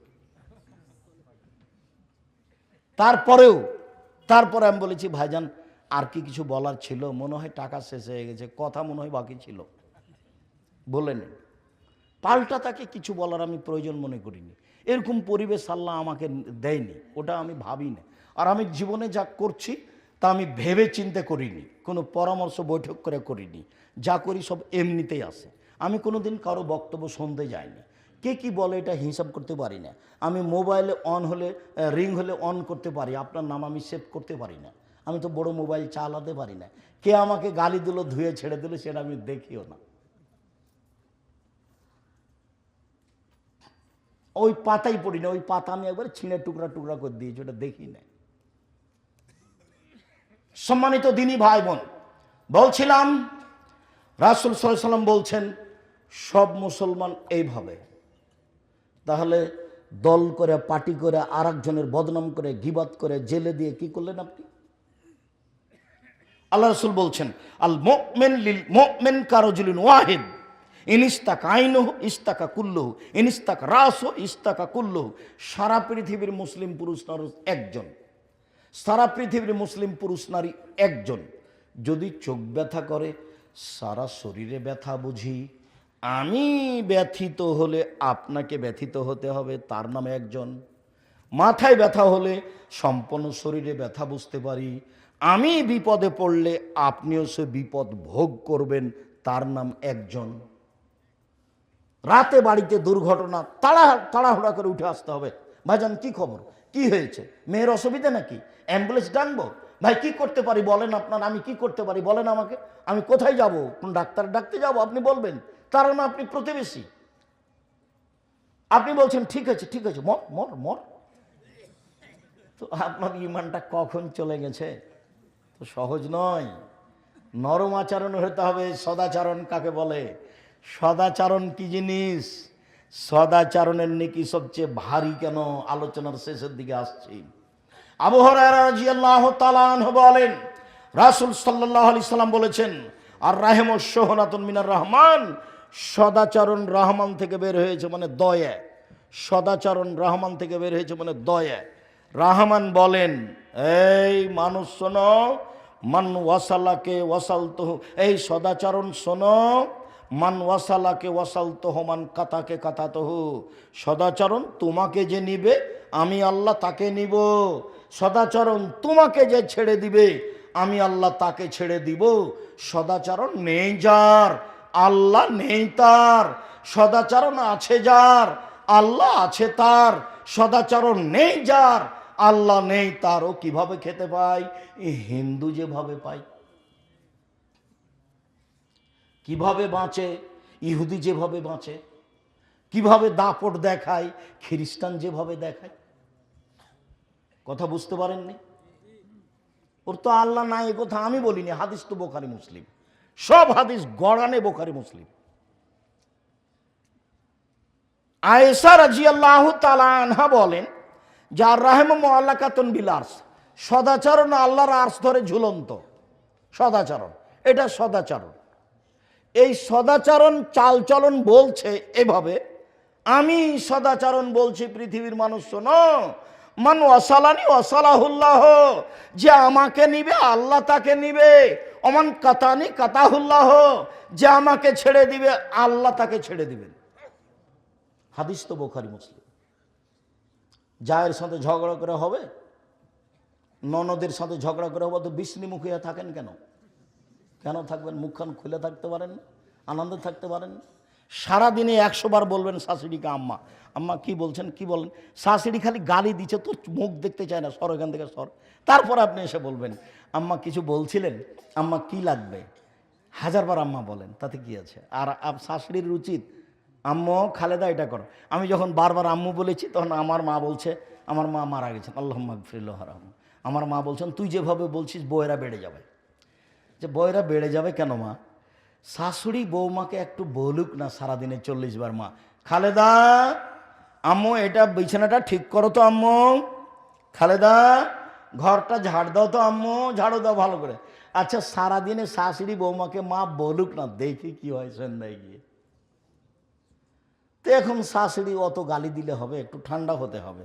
ঠান্ডা হোক আর না হোক, আপনি বৌমা বাড়িতে সবসময় ফুর্তি থাকবেন, দৌড়িয়ে যাবেন। খালেদা একবারে কথা শেষ হলে উপস্থিত, কি আম্মা কি বলছিলেন? খালেদা কথা শেষই হয়নি, শ্বশুরে ডাকছে, আব্বু কি বলছিলেন, কি লাগবে, এক গ্লাস পানি লাগবে? তো এমনি তারা খুশি হয়ে যাবে, মনে দোয়া করবে, তার নাম হলো আশীর্বাদ। আর 14 বার ডাকা পাওয়া যায় না, খালেদা নেই, খালেদা নেই, খালেদা নেই। এসব বউ দিয়ে কি করব, এসব বউ কি চলবে? এই যে অভিশাপ, কথা বুঝতে পারেননি? এটা হলো অভিশাপ। আপনি হালকা, তুমি একটু হালকা হও, বৌমা মানুষ, হালকা হও, শ্বশুরকে সম্মান করতে শিখো। বুখারী মুসলিমের হাদিস, কাতাদা রাদিয়াল্লাহু তাআলা আনহা তার ছেলের বাড়িতে গেলেন, যাওয়ার সাথে সাথে বৌমা পানি ঢেলে দিলেন। ওই হাদিস দিয়ে পেশ করেছি, বৌমা শ্বশুরের সেবা করবে, খিদমত করবে, প্রয়োজনীয় জিনিস দিবে। আপনি শ্বশুর শাশুড়ি ভালো সম্মান করতে শিখেন, স্বামীকে ভালো সম্মান করতে শিখেন, আপনার জন্য ভালো হবে, ওরা ভালোবাসবে। আপনি গাদ্দাল হয়ে বসে থাকবেন, তাহলে ভালোবাসবে নাকি? এটা তো হবে না। হালকা, তাহলে দোয়া পাওয়া যাবে, দোয়া, আশীর্বাদ, ওর নাম আশীর্বাদ।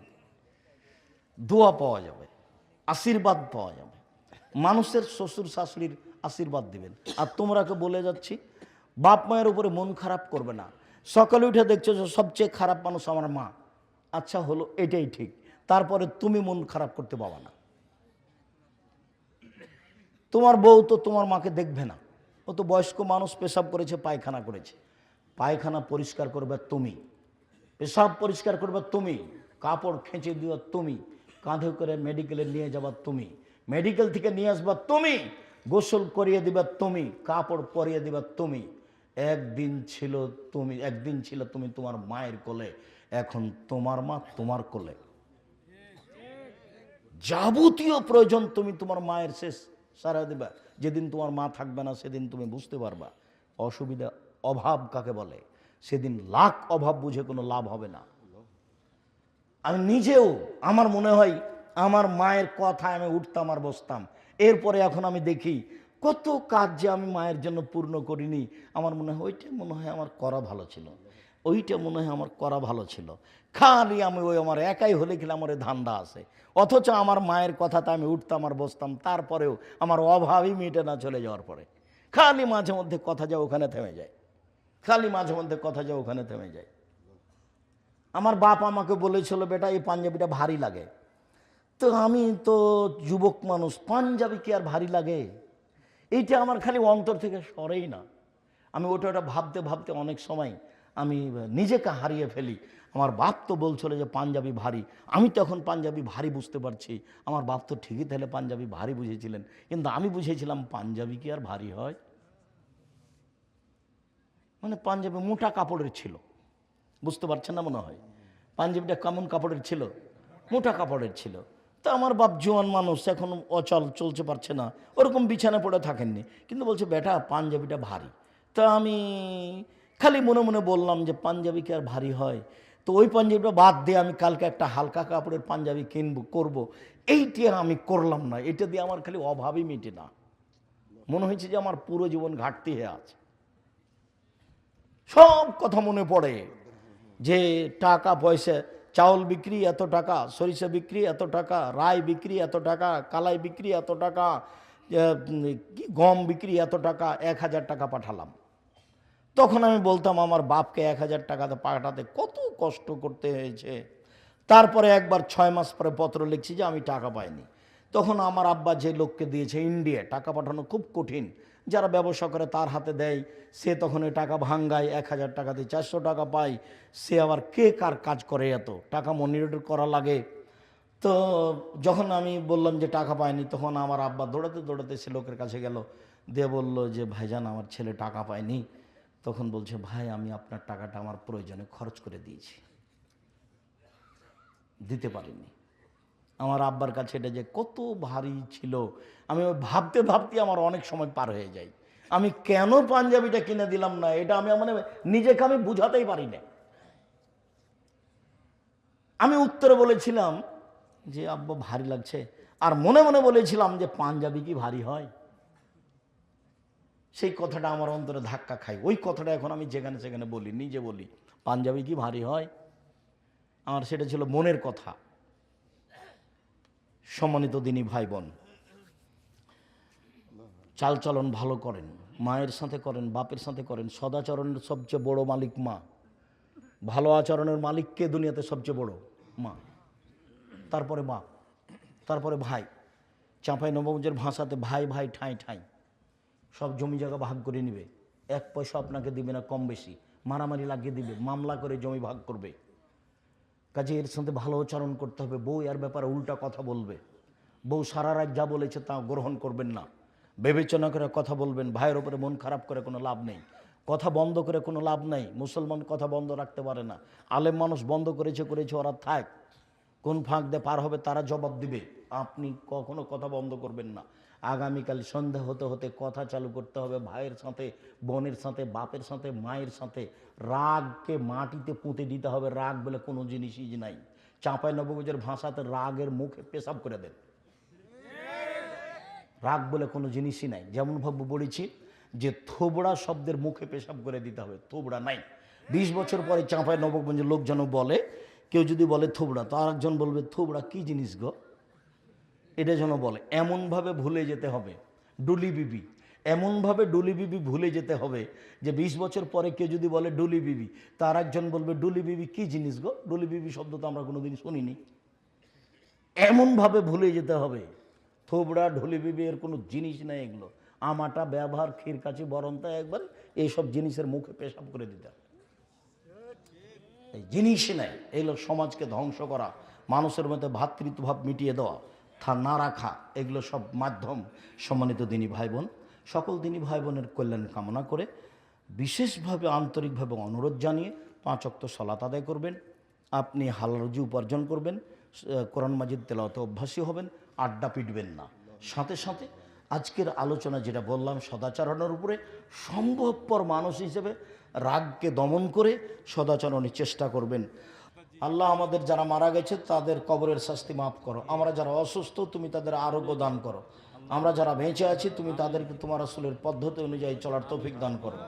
দেশে শান্তি নিরাপত্তা দাও। তুমি সর্বশক্তিমান, তুমি সব কিছু করতে পারো। আমরা আহাল পরিবার নিয়ে দেশে যেন শান্তিতে বসবাস করতে পারি এই ব্যবস্থা তুমি করে দাও। তোমার দরবারে এই জোরালো দাবি দেওয়া দোয়া রেখে আজকের সংক্ষিপ্ত আলোচনা এখানে শেষ করলাম। সুবহানাকাল্লাহুম্মা ওয়া বিহামদিকা আশহাদু আল্লা ইলাহা ইল্লা আনতা আস্তাগফিরুকা ওয়া আতুবু ইলাইক। আসসালামু আলাইকুম ওয়া রাহমাতুল্লাহ।